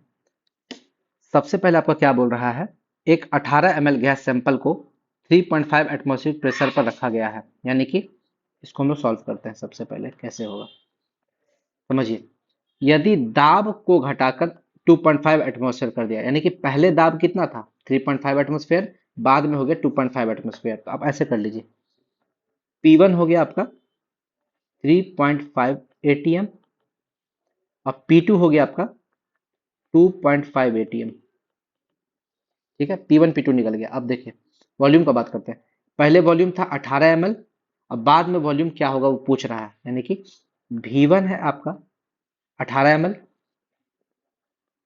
अब V2 आपसे पूछ रहा है क्वेश्चन कि V2 क्या होगा, निकालना है। अब समझिए यह क्या क्वेश्चन में क्या दिया है, गैस की मात्रा और तापमान नियत है, यानी कि N आपका कांस्टेंट है और टेम्परेचर भी कांस्टेंट है, यानी कि जब N और T कांस्टेंट हो तो कौन, जब टेम्परेचर कांस्टेंट हो तो कौन सा रूल लगता है, बॉयल्स लॉ लगता है। बॉयल्स लॉ, बॉयल्स लॉ में क्या होता है, बीपी, याद रखिए, यानी कि लेफ्ट साइड में वॉल्यूम होगा और राइट साइड में पी होगा 1/p, यानी कि P1 V1 equal to P2 V2, यही आपका मेन है। इसी पे आपका क्वेश्चन बन जाएगा। अब समझिए P1 की जगह कितना है, यहाँ देखिए P1 की जगह है 3.5, V1 की जगह है 18, P2 की जगह है 2.5, अब V2 तो निकालना ही है, यानी कि इससे हम लोग निकाल लेंगे तो V2 हमारा कितना हो जाएगा 3.5 इंटू 18 बटा 2.5 और ये आएगा ml में, इसको हम लोग सॉल्व करेंगे तो आ जाएगा 25.2 ml V2, ठीक है। और देखिए ये तो हो गया पहला तरीका, आप देख लीजिए कौन सा लॉ पे काम कर रहा है, बॉयल्स लॉ, या आपको याद बार बार प्रैक्टिस कीजिएगा तो आपको याद हो जाएगा कि टेम्परेचर कांस्टेंट है तो बॉयल्स लॉ लगेगा, P directly proportional to 1/p, तो ये सब आपको याद रखना है। लेकिन इसको डायरेक्टली सॉल्व करने का भी एक तरीका है, वो कौन सा तरीका वो अभी देखिए हम समझाते हैं। इसको हटाइए, पूरा हटाइए, इतना आपको याद रखने की जरूरत नहीं है, याद रखने की जरूरत नहीं है, सिर्फ आपको ये याद रखना है, ये वाला ये P1 V1 bye N1 T1 equal to P2 V2 bye N2 T2, ठीक है, ये याद रखिएगा, सारा न्यूमेरिकल बन जाएगा। P1 V1 bye N1 T1 equal to P2 V2 bye N2 T2, ठीक है। अब समझिए यहाँ पे क्वेश्चन में ये आपको कहाँ से आया, गैस गैस लॉ से आया। अब इसमें आप समझिए क्या क्या कांस्टेंट दिया हुआ है, गैस की मात्रा यानी कि n दे दिया है कांस्टेंट, यानी कि n दे दिया है कांस्टेंट, और तापमान नियत है, तापमान भी नियत है, यानी कि टेम्परेचर भी दे दिया है कांस्टेंट, यानी कि n और t को फॉर्मूला से हटा दीजिए, n और t को हटा दीजिए, बचा क्या, P1 V1 equal to P2 V2, P1 V1 equal to P2 V2 आ गया। अब आपका N1 T1 N2 T2 हट गया क्योंकि वो कांस्टेंट था, यानी कि N1 बराबर N2 और T1 बराबर T2, इसीलिए वो कट गया। P1 V1 equal to P2 V2, अब यहाँ डाल दीजिए, P1 कितना है 3.5 अब V1 कितना है 18, P2 कितना हो जाएगा 2.5 और V2 कितना हो जाएगा निकालना है। इससे हम लोग क्या निकलेगा V2 इक्वल टू 3.5 इंटू 18 और 2.5, ये 2.5 आपका कहाँ आ जाएगा नीचे आ जाएगा, तो ये आ जाएगा यहाँ पर 2.5 और हमारा आंसर ml में है क्योंकि पहले वाला भी ml में था, ये भी ml में हो जाएगा। V2 हो जाएगा हमारा 25.2 ml। ये आपको याद रखना है। तो याद रखिए ये फॉर्मूला जो आपने याद रखा इसी से सारा न्यूमेरिकल सॉल्व हो जाएगा। ठीक है, देखिए अगला क्वेश्चन हम सॉल्व करवाते हैं। अगला क्वेश्चन सॉल्व करवाते हैं। P1 V1 by N1 T1 equal to P2 V2 by N2 T2। ये आपको याद रखना है हर न्यूमेरिकल के लिए। अब समझिए यहाँ पे कांस्टेंट क्या दिया है। यहाँ पे दिया है गैस की मात्रा कांस्टेंट है, n कांस्टेंट है, यानी कि n जो है वो कांस्टेंट है और दाब को नियत रखा, दाब प्रेशर भी कांस्टेंट है, प्रेशर भी आपका कांस्टेंट है, यानी कि प्रेशर हट गया और n हट गया, प्रेशर हट गया n हट गया, बचा क्या, बचा आपका हमारा V1 by T1 equal to V2 by T2। तो ये आ गया हमारा फॉर्मूला, ये आ गया हमारा फॉर्मूला। अब देखिए V1 कितना है, V1 है हमारा 21.5 ml, V2 निकालना है, V2 तो नहीं पता है। और T1 कितना है हमारा, T1 हमारा 50 डिग्री सेल्सियस। याद रखिए टेम्परेचर हमेशा जो भी होगा तो वो केल्विन में होगा, तो 50 में हम लोग कितना जोड़ेंगे 273, तो यह आ जाएगा केल्विन। तो कितना हो जाएगा ये 323 केल्विन। T2 हमारा कितना है 75 डिग्री सेल्सियस, यानी कि पहले जो टेम्परेचर था 50 डिग्री सेल्सियस था, बाद में उसको बढ़ा के 75 कर दिया, तो T1 से T2 हो गया, तो वॉल्यूम हमारा V1 से V2 होगा। ठीक है, तो 75 को जब हम लोग लिखेंगे तो 75 में 273 केल्विन को ऐड करेंगे, तो ये कितना हो जाएगा 348 केल्विन। ये हो गया T2, यानी कि हमारा आ गया V1 T1 T2 V2 तो निकालना ही है। फॉर्मूला में डाल देते हैं, फॉर्मूला में क्या हो जाएगा 21.5 बटा T1, यानी कि V1 बटा T1, T1 कितना है 323 इक्वल टू V2 यानी कि निकालना ही है, और T2 348। इसका मतलब क्रॉस मल्टीप्लाई जब कर देंगे गुना कुनी गुना, तो 348 इधर आ जाएगा, तो V2 हमारा कितना हो जाएगा 21.5 गुना 348 बटा 323, और इसका वैल्यू आ जाएगा 23.164 ml। आप लोग कैलकुलेट कर लीजिएगा, हम उतना टाइम देंगे कैलकुलेट करने में तो लेट हो जाएगा, वीडियो लंबा बन जाएगा। अब आगे समझिए। तो अब ये तो हो गया हम लोग का, एग्जाम में अगर न्यूमेरिकल पूछा है तो ये तरीका है बनाने का, ये फॉर्मूला को रट के। लेकिन क्या आप बता सकते हैं कौन सा रूल है, प्रेशर कांस्टेंट रूल का अगर हम बात करें तो जब भी प्रेशर कांस्टेंट होता है तो ये होता है चार्ल्स लॉ। क्या होता है चार्ल्स लॉ, चार्ल्स लॉ। और चार्ल्स लॉ में क्या होता है सीटी स्कैन, सीटी इसका रूल क्या ट्रिक क्या था, सीटी यानी कि लेफ्ट साइड में V राइट साइड में T, volume is directly proportional to temperature VT। ठीक है, आगे तो ये हो गया चार्ल्स लॉ, ये भी आपको याद रखना है। अगला क्वेश्चन है डिटरमाइन द प्रेशर चेंज। चलिए प्रेशर चेंज निकालना है when constant volume, volume constant है of a gas two atmosphere is heated from 30 degree Celsius to 40 degree Celsius. यानी कि वो फॉर्मूला लिख दीजिए P1 V1 by N1 T1 equal to P2 V2 by N2 T2। ये formula आपको हमेशा लिख देना है। और उसके बाद इसके बाद क्या हो जाएगा, आप समझिए कांस्टेंट क्या है, जब कुछ नहीं दिया है तो n को कांस्टेंट ही मानना है, जब कुछ नहीं दिया है तो नंबर ऑफ मोल्स को कांस्टेंट ही मानना है, और यहाँ पे वॉल्यूम को कांस्टेंट माना है, v को कांस्टेंट माना है, वॉल्यूम कांस्टेंट। वॉल्यूम कांस्टेंट को क्या बोलते हैं आइसोकोरिक प्रोसेस, आइसोकोरिक प्रोसेस। तो यानी कि N1 और V1 को काट दीजिए, N2 V2 को काट दीजिए, बचा क्या P1 by T1 equal to P2 by T2। ये हमारा फॉर्मूला आ गया। और जब वॉल्यूम कांस्टेंट होता है तो ये कौन सा लॉ होता है, जब भी हमारा वॉल्यूम कांस्टेंट होगा उसको क्या बोलेंगे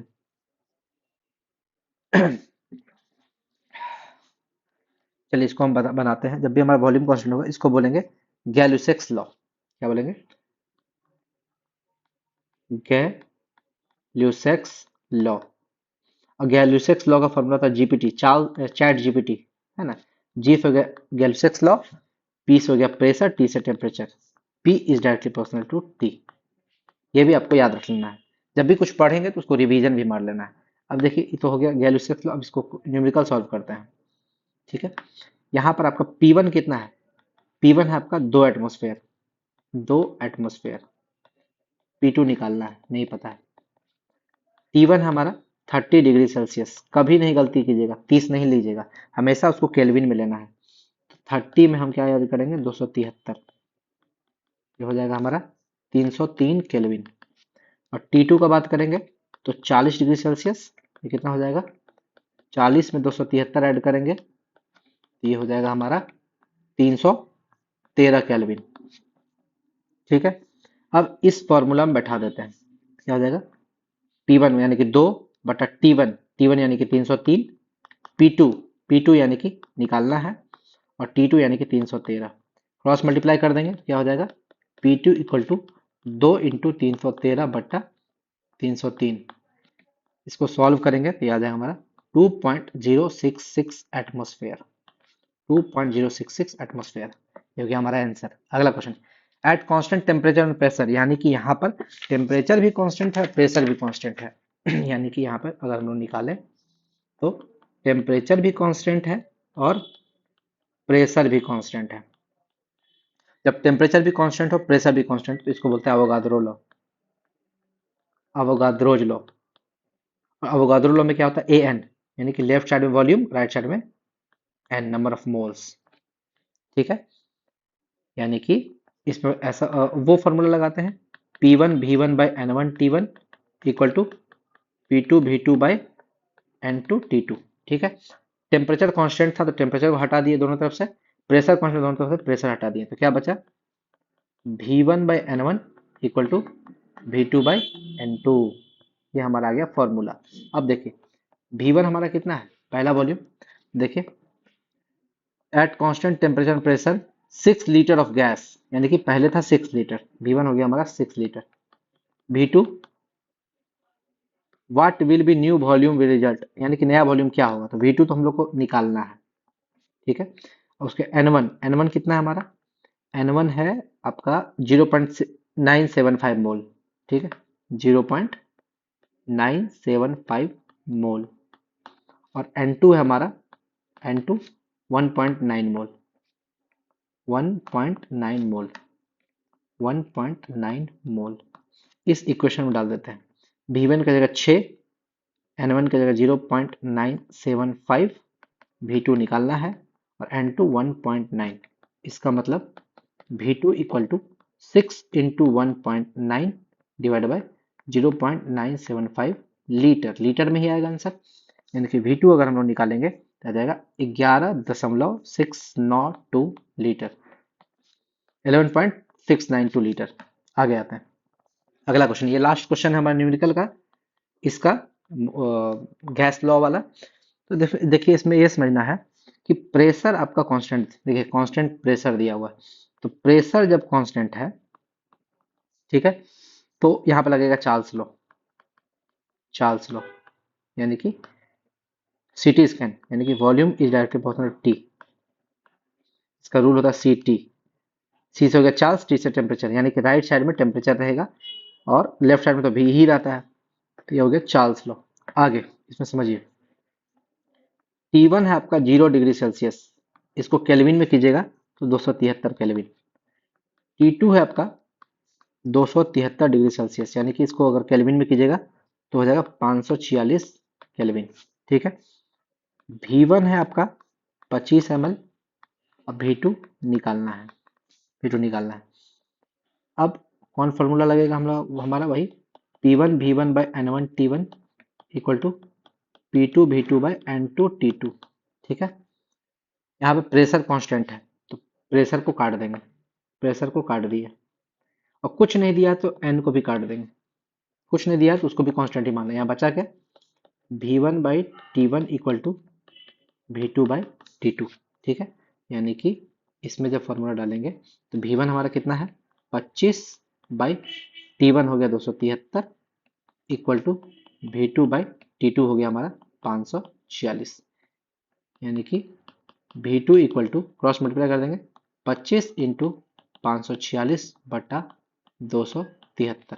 273 से ये 2 बार में कट जाएगा तो हमारा V2 कितना आ जाएगा, 25 इंटू 2 50 ml। तो ये हो गया आपका वॉल्यूम निकालने वाला। चलिए इतना न्यूमेरिकल था, अब आगे आते हैं। आइडियल गैस और रियल गैस को समझते हैं होता क्या है। जो हम लोग फॉर्मूला पढ़े हैं पीवी इक्वल टू एनआरटी, वो आइडियल गैस के लिए था, पीवी इक्वल टू एनआरटी। लेकिन कोई भी गैस दुनिया में आइडियल नहीं है, जितना भी गैस है वो रियल गैस है, वास्तविक गैस है। समझते हैं आइडियल गैस माना क्या, साइंटिस्ट लोग माना किसको आइडियल गैस। यह सभी गैस लॉज को फॉलो करती है किसी भी टेम्परेचर और किसी भी प्रेशर पे। यानी कि अगर आइडियल गैस का बात करें तो जितना भी गैस लॉ है, Charles law, Boyle's law, Avogadro law, Gay Lussac's law, इस चारों लॉ को किसी भी टेम्परेचर और प्रेशर पे फॉलो करती है ये आइडियल गैस।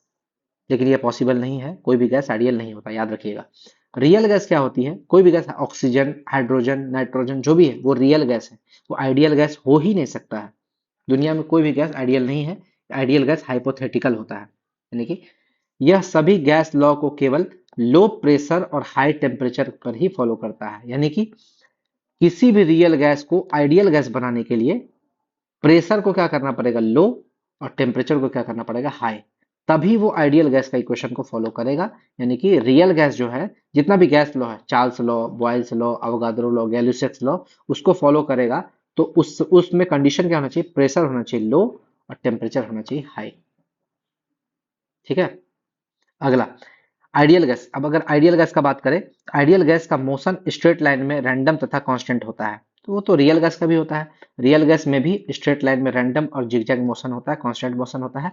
और इस जिगजैग मोशन को, जिगजैग मोशन मतलब क्या हुआ, किसी भी डायरेक्शन में रैंडमली मूव करेगा, ऐसे ऐसे। मतलब आप फिक्स नहीं कर सकते हैं कि गैस किधर, मान लीजिए सिलेंडर है, यहाँ से गैस टकराया इसमें, इससे इधर टकराया, इससे इधर टकराया, मतलब किसी भी डायरेक्शन में वो टकराते रहेगा, आप उसका डायरेक्शन फिक्स नहीं कर सकते हैं। तो ये जो जिग जैग पाथ होता है, ये डायरेक्शन का पाथ है ना, उसको बोलते हैं ब्राउनियन मोशन। तो ये आइडियल गैस में भी होता है ब्राउनियन मोशन, और रियल गैस में भी होता है ब्राउनियन मोशन। ठीक है, लेकिन अंतर क्या है दोनों में, अंतर ये है कि जब ये मॉलिक्यूल्स एक दूसरे से टकराएगा, जैसे मान लीजिए सिलेंडर का बात करते हैं, यहाँ दो मॉलिक्यूल है, तो ये दीवार से भी टकराएगा और एक दूसरे से भी टकराएगा। जब दो मॉलिक्यूल्स एक दूसरे से टकराएगा तो उस समय उस पर कोई भी अट्रैक्टिव फोर्स काम नहीं करता है। ठीक है, तो ये होता है आइडियल गैस में। यानी कि कॉलिजन जो होता है, या टकराव जो होता है, वो परफेक्टली इलास्टिक होता है। ठीक है, परफेक्टली इलास्टिक फिजिक्स में पढ़िएगा, वहां पर मोमेंटम, आपका मोमेंटम चेंज नहीं होगा, यानी कि इनिशियल मोमेंटम जो है वही फाइनल मोमेंटम होगा, और काइनेटिक एनर्जी चेंज नहीं होगा, यानी काइनेटिक एनर्जी इनिशियल जो है वही काइनेटिक एनर्जी फाइनल भी वही होगा, सेम होगा। तो उसी को बोलते हैं परफेक्टली इलास्टिक कोलिजन। तो आइडियल गैस जो है वो परफेक्टली इलास्टिक कोलिजन को फॉलो करता है, और वहां पर जब दो मॉलिक्यूल्स एक दूसरे से टकराते हैं और दीवारों से टकराते हैं, तो वहां पर कोई भी अट्रैक्टिव फोर्स काम नहीं करता है। लेकिन ये कभी भी पॉसिबल नहीं है, कोई भी दो मॉलिक्यूल्स होगा जिसका मास m1 और m2 होगा, उस पर एक ग्रेविटेशनल फोर्स लगता है, न्यूटन्स के अनुसार ग्रेविटेशनल फोर्स का फॉर्मूला होता है G m1 m2 बट्टा आर स्क्वायर। ठीक है, और आइडियल गैस में क्या बोल रहा है कि कोई भी अट्रैक्टिव फोर्स काम नहीं करेगा उन दो मॉलिक्यूल्स के बीच में। तो ये हाइपोथेटिकल, पॉसिबल ही नहीं है। यानी कि दुनिया को कोई भी गैस जो है उसके बीच में अट्रैक्टिव फोर्स लगेगा ही, इसलिए हर गैस होता है रियल गैस। देखिए रियल गैस में क्या बोलता है, जब इस क्रम में गैस मॉलिक्यूल, जब भी गैस मॉलिक्यूल टकराते हैं एक दूसरे से, एक दूसरे टकराते हैं या दीवार से टकराते हैं, तो दोनों के बीच अट्रैक्टिव फोर्स लगता है, यानी कि कोलिजन जो है वो परफेक्टली इलास्टिक नहीं होता है। ये इसको आप याद रखिएगा। अगला आते हैं अणुओं का आयतन। जो अणु का आयतन है वो गैस के कुल आयतन के कंपेरिजन में नगण्य होता है। इसमें सिलेंडर है, सिलेंडर में गैस जो है बहुत दूर दूर होता है। ठीक है, सिलेंडर का वॉल्यूम अगर 5 लीटर है, तो इस मॉलिक्यूल्स का वॉल्यूम को अगर ऐड करेंगे तो हो सकता है 0.001 लीटर भी ना हो, लगभग इसके सामने में नगण्य होता है। यानी कि अणुओं का आयतन जो है वो गैस के कुल आयतन के कंपेरिजन में नगण्य होता है, जीरो होता है ना। लेकिन रियल गैस में क्या होता है, ऐसा नहीं है, पॉसिबल नहीं है। अणुओं का आयतन गैस के कुल आयतन के कंपेरिजन में नगण्य नहीं होता है, कुछ तो जरूर होगा। और अगला यार, कोई भी गैस आइडियल नहीं होता है, यानी कि ये हाइपोथेटिकल है, कोई भी गैस को हम लोग आइडियल नहीं मान सकते, तो पहले ही बता चुके हैं। सभी एग्जिस्टिंग गैस रियल ही होती है।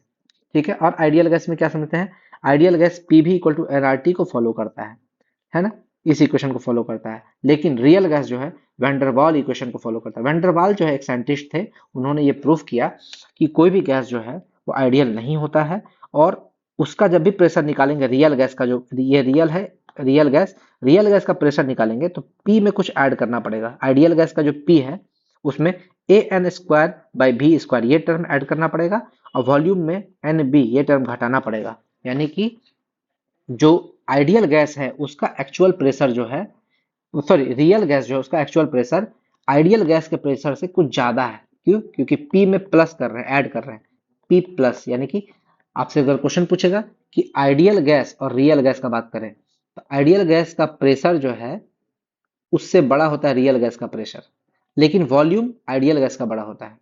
यानी कि वॉल्यूम में कुछ माइनस कर रहे हैं ना, तो रियल गैस का वॉल्यूम माइनस में होगा, वी से माइनस, यानी आइडियल गैस का वॉल्यूम से कुछ कम होगा। यानी कि अगर हम लोग बात करें आइडियल गैस का प्रेशर, आइडियल गैस का प्रेशर से ज्यादा होगा रियल गैस का प्रेशर, और वॉल्यूम आइडियल गैस का रियल गैस से ज्यादा होगा। ये आपको याद रखना है, कभी भी एग्जाम में पूछ देगा तो यही कंसेप्ट को याद रखना है, ये फॉर्मूला को याद रखना है कि पी में कुछ ऐड कर रहे हैं, यानी कि P V equal to NRT. ये फॉर्मूला सही नहीं है, ये एक्चुअल फॉर्मूला होना चाहिए क्या, पी प्लस मतलब पी में कुछ ऐड कर रहे हैं, अब V minus equal to NRT, P plus V minus equal to NRT. यानी कि जो रियल गैस का इक्वेशन है उसमें P में कुछ प्लस होगा, ऐड होगा, और V में कुछ माइनस होगा। अब देखिए एक क्वेश्चन पूछता है, यानी कि ग्रुप डी का प्रीवियस ईयर क्वेश्चन पूछा हुआ है, आइडियल गैस की तुलना में रियल गैस का प्रेशर अधिक होगा। देखिए प्रेशर रियल गैस का ज्यादा होगा आइडियल गैस से, ठीक है, तथा वॉल्यूम कम होगा। देखिए वॉल्यूम रियल गैस का से ज्यादा आइडियल गैस का होगा। तो ये आपको कंसेप्ट क्लियर हो गया है इसी इक्वेशन से। अगला, आइडियल गैस को रियल बनाने के लिए क्या करेंगे और रियल गैस को आइडियल बनाने के लिए क्या करेंगे। ये एक आपका साइक्लिक प्रोसेस है। रियल गैस को अगर आइडियल बनाना है तो आपको प्रेशर को करना होगा लो और टेम्परेचर को करना होगा हाई। यही आपको एग्जाम में पूछता है। ये वाला कम पूछता है आइडियल को रियल बनाने, ये वाला कम पूछता है, ये नहीं पूछता है। ये आपको रियल से आइडियल पूछता है। तो रियल से आइडियल में लो प्रेशर हाई टेम्परेचर, इसका जस्ट उल्टा हो जाएगा आइडियल से रियल में, लो टेम्परेचर हाई प्रेशर। जैसे हम यहाँ पे भी आपको बता चुके हैं, यह सभी गैस लॉ को, यानी कि रियल गैस जो है गैस लॉ को कब लागू करेगा, गैस लॉ तो हमेशा आइडियल पे लागू होता है, तो इसको लागू करने के लिए प्रेशर लो होना चाहिए, टेम्परेचर हाई होना चाहिए। यानी कि रियल से आइडियल बनाने के लिए टेम्परेचर हाई होना चाहिए, प्रेशर लो होना चाहिए। चलिए आगे आते हैं। फॉर आइडियल गैस, किसी भी आइडियल गैस के लिए average kinetic energy of gas molecule, gas molecule का जो काइनेटिक एनर्जी होता है इक्वल टू नहीं होता, sorry directly proportional to absolute temperature. ये आपको याद रखना है। ये एमसीक्यू है, प्रीवियस ईयर क्वेश्चन जो पूछा हुआ है उसी का एमसीक्यू है जो मैंने इसमें ऐड कर दिया है। चलिए आगे आता है। Work done by ideal gas W equal to P V, हम बताए थे कि P V equal to NRT जब था, आर को क्या लिखे थे, पी भी बट्टा एनटी, एनटी, और पी भी को वर्क बट्टा एनटी लिखे थे, एन को 1 और टी को 1 लिखे थे, तब आर इक्वल टू डब्ल्यू हो जाता था। ये उसका डेफिनेशन में भी पढ़े थे। तो यानी कि work done equal to P into V होता है, ठीक है। यानी कि वर्क का यूनिट होता है जूल, और इसको हम लोग लीटर एटमॉस्फेयर भी लिख सकते हैं, यानी कि जूल और लीटर एटमॉस्फेयर सेम है। अगला, गोबर गैस संयंत्र यानी कि बायोगैस, ठीक है। गोबर गैस में आपका मीथेन पाया जाता है। गोबर गैस संयंत्र का आविष्कारक कौन है, सी बी देसाई। ये आपसे पूछा हुआ क्वेश्चन है, सी बी देसाई। अगला, H2S का बात करें, इससे सड़े हुए अंडे की स्मेल आती है। ये आपसे पूछा हुआ क्वेश्चन है, H2S गैस से किसका गंध आता है, सड़े हुए अंडे का स्मेल आता है। एक क्वेश्चन आपसे एग्जाम में पूछा हुआ था कि किससे सड़े हुए मछली का गंध आता है, मछली की गंध। इसको भी आप याद रख लीजिए। सड़ा हुआ मछली का गंध दो गो से आएगा, एक तो PH3 और ओजोन, O3 यानी कि ओजोन। जो ऑप्शन में रहे आपका एग्जाम में, चाहे तो PH3 दे या ओजोन दे या बॉथ बॉथ कर दे, इस दोनों गैस से सड़े हुए मछली की स्मेल आती है। तो ये भी आपको दिमाग में बैठा लेना है। अगला क्वेश्चन, गर्म हवा के गुब्बारे में प्रोपेन गैस भरा जाता है और उड़ने वाले गुब्बारे में हीलियम गैस भरा जाता है। ये आपको एग्जाम में पूछेगा, आपको याद रखना है। गैस टरबाइन आधारित है किस सिद्धांत पर, ब्रेटन साइकिल पर, ब्रेटन साइकिल पर। एलपीजी या रसोई गैस के घटक कौन है, ब्यूटेन और आइसोब्यूटेन और प्रोपेन। मेनली होता है इसमें ब्यूटेन, पहले भी बहुत सारा वीडियो में पढ़ा चुके हैं इसलिए ज्यादा टाइम नहीं देंगे। अगला, सिगरेट लाइटर में भरी गैस ब्यूटेन होती है, सिगरेट लाइटर में भी आपका ब्यूटेन गैस भरा होता है। अगला क्वेश्चन है आपका, आर्गन। आर्गन के आर्गन के 4.22 मोल नमूने का दाब 1.21 एटमॉस्फेयर तथा तापमान 34 डिग्री सेल्सियस है। इसका आयतन ज्ञात करें। तो चलिए, ये अगर क्वेश्चन हमसे पूछ रहा है तो हम इसको बनाते हैं किससे, P V equal to NRT formula से। यहाँ पे चार्ल्स लॉ, बॉयल्स लॉ वगैरह नहीं लगेगा।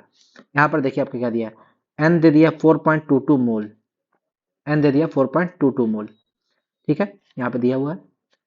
प्रेशर दे दिया 1.21 एटमॉस्फेयर, यहाँ दिया हुआ है, ठीक है। तापमान दे दिया 34 डिग्री सेल्सियस। हम बताए थे टेम्परेचर हमेशा केल्विन में होना चाहिए, 273 ऐड किए तो ये हो जाएगा 307 केल्विन, टेम्परेचर हो गया 307 केल्विन। अब इस formula P V equal to NRT में डाल देते हैं, तो भी हमारा क्या हो जाएगा, एनआरटी बाई पी, पी नीचे चला गया, पी आपका नीचे आ गया, एनआरटी बाई पी हो गया। इसमें डाल देते हैं एन की जगह 4.22, आर की जगह 0.082, ठीक है, और टी की जगह 307 और पी की जगह 1.21। तो ये हो गया आपका लीटर, वॉल्यूम आएगा हमेशा लीटर में। भी आ गया आपका 87.9 लीटर। अब आप बोलिएगा 0.082 क्यों लिए, आर का तो 3 वैल्यू होता है, क्योंकि लीटर एटमॉस्फेयर में हमारा आंसर आना है ना।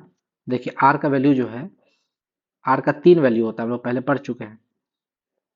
देखिए आर का आपका ये एक वैल्यू हो गया, ये एक वैल्यू हो गया, ये एक वैल्यू हो गया। किस वैल्यू में, आर के किस वैल्यू में लीटर टर्म आ रहा है, लीटर, तो 0.082 में आ रहा है, इसीलिए ये आर का ये वाला फॉर्मूला लिए 0.082 लिए। नहीं तो जूल का बात होता तो 8.314 लेते, ठीक है, इसलिए आर में हम लोग 0.082 ही लिए हैं, इसलिए आर की जगह 0.082 लिए है। यहाँ पर इससे इससे अगर हम लोग फॉर्मूला से निकालेंगे तो वॉल्यूम आ जाएगा 87.9 लीटर। ये हो गया हमारा आंसर। और ये हम पहले बता चुके हैं, एसटीपी या एनटीपी पर गैसों के 1 मोल का आयतन होता है 22.4 लीटर। ये तो हम लोग पहले पढ़ ही चुके हैं। गैस लॉ के यूजेस, उपयोग क्या है। प्रेशर कुकर में खाना जल्दी पक जाता है, क्या होता है प्रेशर कुकर में, प्रेशर जब बढ़ाते हैं, प्रेशर कुकर बंद रहता है, यानी कि वॉल्यूम है कांस्टेंट, वॉल्यूम कांस्टेंट है, तो वॉल्यूम कांस्टेंट होने पे प्रेशर बढ़ने से टेम्परेचर बढ़ जाता है। यानी कि खाना जो है, अब 100 डिग्री सेल्सियस पे अगर पकता तो 100 डिग्री सेल्सियस से उसका टेम्परेचर बढ़ के कुछ भी बढ़ जाएगा, 130, 140, 200, जो भी है, जितना वो होता है उस हिसाब से बढ़ जाता है। यानी कि प्रेशर बढ़ने की वजह से टेम्परेचर जो है उसको ज्यादा मिलने लगता है, जिसकी वजह से खाना जल्दी पक जाता है।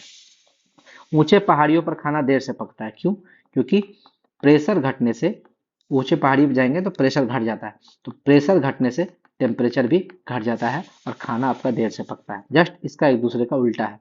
आगे, गर्मी के दिनों में, गर्मी के दिन में जो है टायर है, टायर में आपका एयर भरा हुआ होता है, तो वो एयर में जब टेम्परेचर बढ़ेगा, गर्मी के दिन में टेम्परेचर बढ़ता है तो एयर का प्रेशर भी बढ़ता है, यानी कि जो टायर है, टायर का प्रेशर बढ़ेगा अंदर में, टायर बर्स्ट हो जाएगा, फट जाएगा, टायर के फटने का रिस्क ज्यादा रहता है। ये भी एक इसका गैस लॉ का यूज है। जब हम लोग ऊंचे माउंटेन पर चढ़ते हैं, है ना, आसमान माउंटेन पर जब हम लोग चढ़ेंगे तो क्या होता है, सांस लेने में हम लोग को काफी प्रॉब्लम आता है, ठीक है। और ये होता क्यों है, वहां पर प्रेशर कम हो जाता है और हवा का घनत्व कम हो जाता है, हवा का जो घनत्व है कम हो जाता है, यानी कि जितना आपका जो हवा है पतली लेयर हो जाती है, यानी कि जितना हवा आपको नीचे मिलेगा उतना हवा आपको ऊपर नहीं मिलेगा, ठीक है। तो ऑक्सीजन की कमी हो जाएगी, ऑक्सीजन कमी हो जाएगी, और हमारे शरीर को कम ऑक्सीजन मिलने के कारण हम लोग को सांस लेने में दिक्कत हो, हम लोग सांस तेजी से लेते हैं, वहां पे लंबा लंबा सांस लेते हैं माउंटेन में। जब भी ऊपर चढ़ाई करेंगे, इसमें देखिएगा जो माउंटेनियर्स होते हैं, पहाड़ पर चढ़ने वाले लोग होते हैं, वो लंबा लंबा सांस लेते हैं क्योंकि उनको सांस लेने में दिक्कत होता है। एक और कंसेप्ट है, मान लीजिए ये हमारा बॉडी है, बॉडी है, ठीक है, ये बाहर से जो एयर हमारा प्रेशर लगा रहा है उसके अगेंस्ट बॉडी भी हमारा एक प्रेशर लगाता है, ठीक है, इंटरनल प्रेशर लगाता है, दोनों इक्वल होता है, याद रखिएगा। बॉडी का pressure, pressure exerted by body और प्रेशर एग्जर्टेड बाय एयर, दोनों इक्वल होता है, ठीक है, न्यूटन थर्ड लॉ के हिसाब से। और ये इक्वल होता है तभी हमारा शरीर बैलेंस रहता है। अब हम लोग मान लीजिए अंतरिक्ष में चले जाते हैं, अंतरिक्ष में चले जाते हैं, ठीक है, तो अंतरिक्ष में एक एयर, हम लोग उस, हम लोग अंतरिक्ष में क्या होता है, बाहर से कोई भी एयर नहीं है, यानी कि बाहर का प्रेशर नहीं लगेगा, तो हमारा शरीर का जो इंटरनल प्रेशर है केवल वही रहेगा, हमारा शरीर फट जाएगा। इसीलिए अंतरिक्ष में जो जाता है वो एक अलग टाइप का सूट पहनता है, बहुत महंगा आता है, करोड़ों का सूट आता है, अरबों का सूट आता है, वो सूट पहनता है, जो उस सूट शरीर का प्रेशर को बैलेंस करने के लिए, मान लीजिए हमारा शरीर है, अब बाहर से एक सूट पहना, वो सूट जो है बाहर से एक प्रेशर लगाता है जो शरीर के इंटरनल प्रेशर को कंट्रोल करता है, याद रखिएगा, ठीक है। यही रीजन है कि जब हम लोग ऊंचाई पर जाते हैं, या मान लीजिए ऊंचाई पर गए माउंटेन पर, तो बाहर का प्रेशर, शरीर का प्रेशर तो वही है, ठीक है, इंटरनल प्रेशर, लेकिन बाहर का प्रेशर कम हो जाता है, ठीक है, इसलिए हमारा शरीर जो है बाहर से मतलब ज्यादा प्रेशर लगाने लगता है। तो यानी कि जब नाक से हम लोग सांस लेते हैं, ठीक है, कम ऑक्सीजन को सांस ले पाएंगे क्योंकि अंदर से हम लोग को एक धक्का मिलते रहता है, ठीक है, तो हमारा ऑक्सीजन कम मिलता है, ठीक है, कि अंदर से क्यों धक्का मिलता रहता है, क्योंकि प्रेशर ऑफ इंटरनल जो है वो ज्यादा हो जाता है प्रेशर ऑफ एयर, ठीक है, हमारा जो आंतरिक प्रेशर है वो बाहर के प्रेशर से ज्यादा हो जाता है, यही रीजन है। ऑक्सीजन ऑक्सीजन जो हम लोग सांस लेते हैं उसको एक अंदर से धक्का मिलते रहता है, तो हम लोग को ज्यादा तेजी से सांस लेना पड़ता है, ये भी एक रीजन है इसका। तो ये तो बायोलॉजिकल टर्म में बता दिया आपको, ठीक है। आगे आप समझिए, पहाड़ी लोग जो होते हैं उसके गाल का कलर लाल होता है, देखिए देखते होंगे पहाड़ी लड़की लोग जो रहती है तो वो एक्चुअली में सो नहीं है, वो बीमारी है उनको, कम ऑक्सीजन सप्लाई मिलने के कारण उनके गाल का रंग लाल हो जाता है। अब इसको आम आम लोग क्या करता है कि गाल में लाल लगाता है सुंदरता बढ़ाने के लिए, वो एक्चुअली बीमारी है, वो लोग समझ में नहीं पाता, बुर्बक है जरा, उसको बीमारी के चलते लाल हो गया तो उसको सुंदरता समझ ले रहा है, और उसको सुंदर पूरा फैशन बन गया, वो लोग गाल लाल करता है। आगे देखिए, अगला आता है Dalton's law of partial pressure. ये क्या बोलता है कि ये मान लीजिए कंटेनर है, कोई पात्र है, कंटेनर यानी कि पात्र, ठीक है, कोई बर्तन है, ठीक है, बर्तन में बहुत सारा गैस रखा हुआ है, एक गैस, दो गैस, तीन गैस, चार गैस, पांच गैस, मतलब गैस मॉलिक्यूल्स, ठीक है, और जितना भी गैस मॉलिक्यूल्स है वो अलग अलग प्रेशर लगा रहा है, पहला गैस मॉलिक्यूल P1 प्रेशर लगा रहा है, दूसरा गैस मॉलिक्यूल P2 लगा रहा है, तीसरा P3, P4, P5, सब गैस अपना अपना अलग अलग प्रेशर लगा रहा है।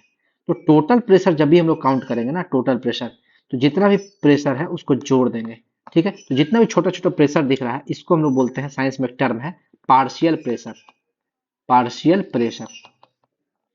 तो सम ऑफ यानी कि total pressure equal to sum of partial pressure, इसको क्या बोलते हैं, sum of partial pressures, partial pressures, यानी कि जितना भी प्रेशर है अंदर में सबको जोड़ देंगे तो उसका सम हो जाएगा, यही बोलता है डाल्टन्स लॉ, यही है। P1 plus P2 plus P3 plus P4 P5 सबको जोड़ दिए, यही वो टोटल प्रेशर, इसी को बोलते हैं डाल्टन्स लॉ। यानी कि किसी कंटेनर यानी कि पात्र में कई गैसें भरी हुई है, सभी गैसों द्वारा इस कंटेनर पर अपना अपना इंडिविजुअल प्रेशर लगाया जा रहा है, पहला गैस के द्वारा P1, दूसरा गैस के द्वारा P2, इसी तरह करते करते लास्ट गैस के द्वारा P6, ठीक है, जिसे पार्शियल प्रेशर ऑफ गैस कहा जाता है। टोटल प्रेशर जब निकालेंगे तो सम ऑफ पार्शियल प्रेशर हो जाएगा, सबको जोड़ देंगे, यही है डाल्टन्स लॉ और कुछ नहीं है, ठीक। आगे आते हैं ग्राहम्स लॉ। ग्राहम एक साइंटिस्ट थे, उन्होंने दिया था डिफ्यूजन और इफ्यूजन का नियम दिया था।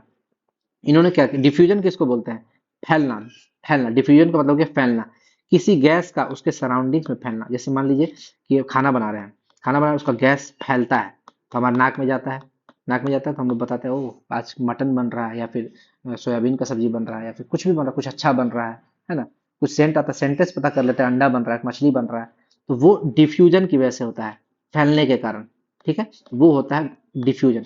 लेकिन इफ्यूजन क्या होता है, मान लीजिए ये गुब्बारा है, गुब्बारा है, उसमें छोटा सा छेद कर दिए, छेद से जो गैस निकलेगा बाहर या अंदर घुसेगा, गैस का किसी छोटे छेद से बाहर निकलना या अंदर घुसना, इस प्रक्रिया को इफ्यूजन बोलते हैं। किसी गैस का किसी छोटे छिद्र से स्वतंत्र बाहर निकलने की प्रक्रिया को इफ्यूजन बोलते हैं, ठीक है।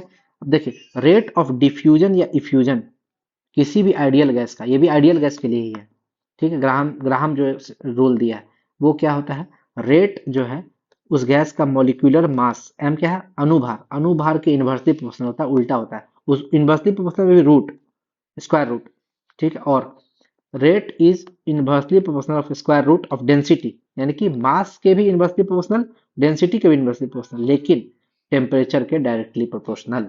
इसी तीनों लॉ को कंबाइन कर दिया है तो R1/R2 इक्वल टू M2/N1, उल्टा हो जाएगा क्योंकि R1 है यहाँ पे तो M1 नीचे होगा, क्योंकि ये इन्वर्सली प्रोपोर्शनल है, इसलिए R1 ऊपर है तो M1 नीचे होगा, R2 नीचे है तो M2 ऊपर होगा। उसी तरह डेंसिटी में R और डेंसिटी अपोजिट होता है, R1 ऊपर है तो D1 नीचे होगा, R2 नीचे है तो D2 ऊपर होगा, लेकिन टेम्परेचर डायरेक्टली प्रोपोर्शनल होता है और रूट भी नहीं है तो रूट भी नहीं होगा, R1/R2 इक्वल टू T1/T2, ठीक है, ये फॉर्मूला आपको याद रखना है, न्यूमेरिकल भी बन जाएगा। तो रेलवे कैसा न्यूमेरिकल पूछा वो देखते हैं। दो गुब्बारों में हाइड्रोजन और हीलियम के समान ग्राम मॉलिक्यूल्स से भरा जाता है, यानी कि सेम मॉलिक्यूल्स भरा जाता है हाइड्रोजन और हीलियम का, ठीक है, और दोनों में एक ही प्रकार का छेद कर दिया जाता है, यानी कि दो गुब्बारा है, एक में हाइड्रोजन भरा है, एक में हीलियम भरा है, ठीक है, यहाँ देखिए पहला गुब्बारा है, दूसरा गुब्बारा है, इसमें हाइड्रोजन भरा, इसमें हीलियम भरा, और यहाँ पे वो छेदा कर दिया, छेदा कर दिया, तो दोनों से गैस निकलेगा, तो सबसे पहले कौन सा गुब्बारा संकुचित हो जाएगा, सबसे पहले किसका गैस पहले निकल जाएगा, तो हम समझते हैं, ये रूल लगाते हैं, R is inversely proportional to 1/m। ठीक है, यानी कि R जो है वो 1/m के उल्टा होता है। ठीक है, यानी कि जिसका m ज्यादा होगा उसका R कम होगा। तो R जिसका ज्यादा होगा वही पहले निकलेगा, यानी कि m हम लोग को कम चाहिए, यानी कि हाइड्रोजन वाला पहले निकल जाएगा। यानी कि हीलियम का 2 होता है एटॉमिक मास, हाइड्रोजन का 1 होता है। ठीक है, सर हीलियम का 4 होता है ना, 2 दूनी 4, तो हाइड्रोजन का 1, यानी कि हीलियम का मास ज्यादा है। तो हीलियम का मास ज्यादा है तो R जो है हाइड्रोजन का ज्यादा होगा। R जो है हाइड्रोजन का ज्यादा होगा हीलियम से। क्यों? क्योंकि ये मास का उल्टा होता है, मास हीलियम का ज्यादा है तो रेट हाइड्रोजन का ज्यादा होगा, यानी कि हाइड्रोजन से गैस ज्यादा तेजी से निकलेगा और हाइड्रोजन पहले खाली हो जाएगा। तो ये कंसेप्ट है इसका। अब आपसे पूछेगा ऑक्सीजन और सल्फर में कौन पहले निकलेगा। ऑक्सीजन का मास है 16, सल्फर का मास है 32। ठीक है, तो सल्फर पहले खाली, सॉरी, सल्फर का मास ज्यादा है, ऑक्सीजन पहले खाली हो जाएगा। क्यों? क्योंकि ऑक्सीजन का मास कम है, जिसका मास कम होगा वो पहले खाली हो जाएगा। मीन फ्री पाथ, ये पूछा हुआ क्वेश्चन है रेलवे में, आरआरबी में पूछा हुआ क्वेश्चन है, एक ही बार पूछा है इसलिए इसको याद रख लीजिए। मीन फ्री पाथ जो होता है माध्य मुक्त पथ, वो 1/डायमीटर के प्रोपोर्शनल होता है। किस गैस का माध्य मुक्त पथ सबसे बड़ा होगा? ऑप्शन दिया H2, हीलियम, O2, Cl2। अब देखिए समझिए, हम लोग पढ़े थे सबसे कम जो होता है रेडियस, है ना, सबसे मिनिमम रेडियस होता है सीजियम का, सॉरी, एटॉमिक रेडियस सबसे ज्यादा होता है सीजियम का, और सबसे कम होता है एटॉमिक रेडियस हीलियम का। हम लोग पढ़ चुके हैं पीरियोडिक टेबल में। ठीक है, इसीलिए हीलियम का जो है माध्य मुक्त पथ सबसे बड़ा होगा, क्योंकि एटॉमिक रेडियस सबसे कम और ये सबसे बड़ा। क्योंकि देखिए रेडियस जो है, मीन फ्री पाथ जो है वो डायमीटर यानी कि रेडियस का इन्वर्सली प्रोपोर्शनल होता है, यानी कि रेडियस कम, मीन फ्री पाथ ज्यादा। ठीक है, इसीलिए सीजियम के बारे में बात करेंगे तो सीजियम का एटॉमिक रेडियस ज्यादा होगा, इसीलिए इसका मीन फ्री पाथ मिनिमम होगा, मिनिमम होगा मीन फ्री पाथ। चलिए अगला question, B R M S, root mean square velocity, इसका फॉर्मूला होता है √3 RT/m। ये आपको याद रखना है। ठीक है, यानी कि भी आरएमएस जो है वो भी m के इन्वर्सली प्रोपोर्शनल होता है और t के डायरेक्टली प्रोपोर्शनल होता है, अंडर रूट के। अब क्वेश्चन पूछना है किसी निश्चित ताप पर किस गैस का आरएमएस वेलोसिटी सर्वाधिक होगा। तो आरएमएस वेलोसिटी अगर सबसे ज्यादा चाहिए तो मास सबसे कम चाहिए होगा, क्योंकि मास के इन्वर्सली प्रोपोर्शनल है, उल्टा है। तो हाइड्रोजन का मास 1 होता है सबसे कम, इसलिए इसका आरएमएस सबसे ज्यादा होगा। तो ये तो वही उसी टाइप का क्वेश्चन है, फॉर्मूला याद तो आपका क्वेश्चन बन जाएगा। अगला क्वेश्चन है, अब देखिए अगला चीज को समझिए कि अगर a into B equal to C दिया हुआ है और c जो है वो फिक्स है, तो a में अगर x% बढ़ाएंगे तो b में x बट्टा 100 प्लस x% घटाना पड़ेगा c को फिक्स रखने के लिए। ठीक है, और उसी तरह a में अगर x% घटाएंगे तो c को फिक्स रखने के लिए b में इतना परसेंट बढ़ाना पड़ेगा, यानी कि a को अगर बढ़ाएंगे तो b को घटाना पड़ेगा c को फिक्स रखने के लिए। ठीक है, उसी तरह जैसे मान लीजिए कि ये 2 है इंटू 3 है, तो यहाँ पर सी हो गया 6। अगर 2 को बढ़ा के 3 कर दिए तो 3 को घटा के 2 करना पड़ेगा ताकि ये 6 ही रहे। सी को 6 ही रखने के लिए अगर ये 2 से 3 हुआ है तो ये 3 से 2 हो जाएगा, यानी कि एक बढ़ा, ए बढ़ा तो बी घटा। यही बोल रहा है, अगर ए में x% बढ़ाएंगे तो बी में x बट्टा 100 प्लस x% घटेगा, और a में अगर x% घटाएंगे तो b में इतना परसेंट। ये फॉर्मूला के तौर पर इसको याद रख लीजिए, यानी कि यदि किसी वस्तु का प्राइस 20% बढ़ जाता है तो कंजम्पशन को कितना परसेंट कम कर दे कि एक्सपेंडिचर समान रहे। वो पढ़े यही वाला फॉर्मूला कि प्राइस इंटू कंजम्पशन बराबर एक्सपेंडिचर। एक्सपेंडिचर को फिक्स रखना है, जैसे यहाँ पे एक्सपेंडिचर समान रहे क्वेश्चन में बोला हुआ है, तो प्राइस को 20% बढ़ाए हैं तो कंजम्पशन कितना घटेगा, उसी फॉर्मूला बैठाते हैं 100 बटा 100 प्लस 20% घटा देंगे। यही तो क्वेश्चन है, x बटा 100 प्लस x% घटा देंगे, यानी कि 100 बटा 100 प्लस 20% घटा देंगे, यानी कि 100 बटा 125, तो ये हो जाएगा 250 बटा 3% घटा देंगे। ये हो गया आपका क्वेश्चन। अब इसको देखिए, यहाँ पर आपसे क्वेश्चन क्या पूछा हुआ है, किसी गैस का आयतन, ये इसलिए हम बताएं क्योंकि ये आपका आरआरबी में पूछा हुआ क्वेश्चन। देखिए कितना डिफिकल्ट क्वेश्चन पूछा हुआ क्वेश्चन है, समझिए। हम लोग जानते हैं पीवी बराबर कांस्टेंट होता है बॉयल्स लॉ में। ठीक है, बॉयल्स लॉ में क्या होता है हमारा, कांस्टेंट टेम्परेचर, और पीवी बराबर कांस्टेंट होता है, पीवी बराबर कांस्टेंट। तो प्रेशर को बढ़ाएंगे तो वॉल्यूम घटेगा, इसी टाइप का कॉन्सेप्ट, वही कॉन्सेप्ट है देखिए। तो यहाँ के किसी गैस का आयतन स्थिर ताप पर, यानी कि टेम्परेचर फिक्स है, यानी कि बॉयल्स लॉ, ठीक है, पीवी बराबर कांस्टेंट है। 20% आयतन स्थिर ताप पर 20% कम करेंगे, यानी कि आयतन को 20% कम कर दिए हैं, टेम्परेचर कांस्टेंट है, ताप स्थिर है, आयतन 20% कम कर दिए हैं, तो दाब को कितना परसेंट बढ़ाना होगा, यानी कि वॉल्यूम को 20% कम कर दिए हैं तो दाब को कितना बढ़ाना होगा। तो बढ़ाने के लिए ये फॉर्मूला है, अगर ये कम कर दिए x% तो b को x बट्टा 100 माइनस x% बढ़ाना होगा, यानी कि 100 बट्टा 100 माइनस 20% बढ़ाना होगा, यानी कि 25% बढ़ाना होगा। ये आपका क्वेश्चन था। तो मैंने जितना भी टाइप का क्वेश्चन प्रीवियस ईयर क्वेश्चन में पूछा हुआ है वो मैंने बता दिया आपको, और इससे ज़्यादा आपका एग्जाम में कभी भी गैस लॉ और मोल कंसेप्ट में नहीं पूछेगा। न्यूमेरिकल्स हो चाहे कुछ भी हो, वो सारा कंसेप्ट मैंने बता दिया है। तो बताइए आपको मेरा वीडियो कैसा लगा। अगर आपको मेरा वीडियो अच्छा लगा हो तो मेरे चैनल को जरूर लाइक शेयर और सब्सक्राइब कीजिएगा, और ज़्यादा से ज़्यादा लोगों को मेरा वीडियो बढ़ाइएगा, ताकि उनको जो भी रेलवे का एग्जाम हो, एनटीपीसी का एग्जाम हो, या बिहार का कोई भी एग्जाम दे रहे हो, उनको इसमें ज़्यादा से ज़्यादा बेनिफिट मिल सके। अगर आपने मेरे चैनल को सब्सक्राइब नहीं किया है तो तुरंत सब्सक्राइब कर लीजिए, आपको पल पल की अपडेट मिलेगी, बेल आइकन को दबा दीजिएगा। धन्यवाद।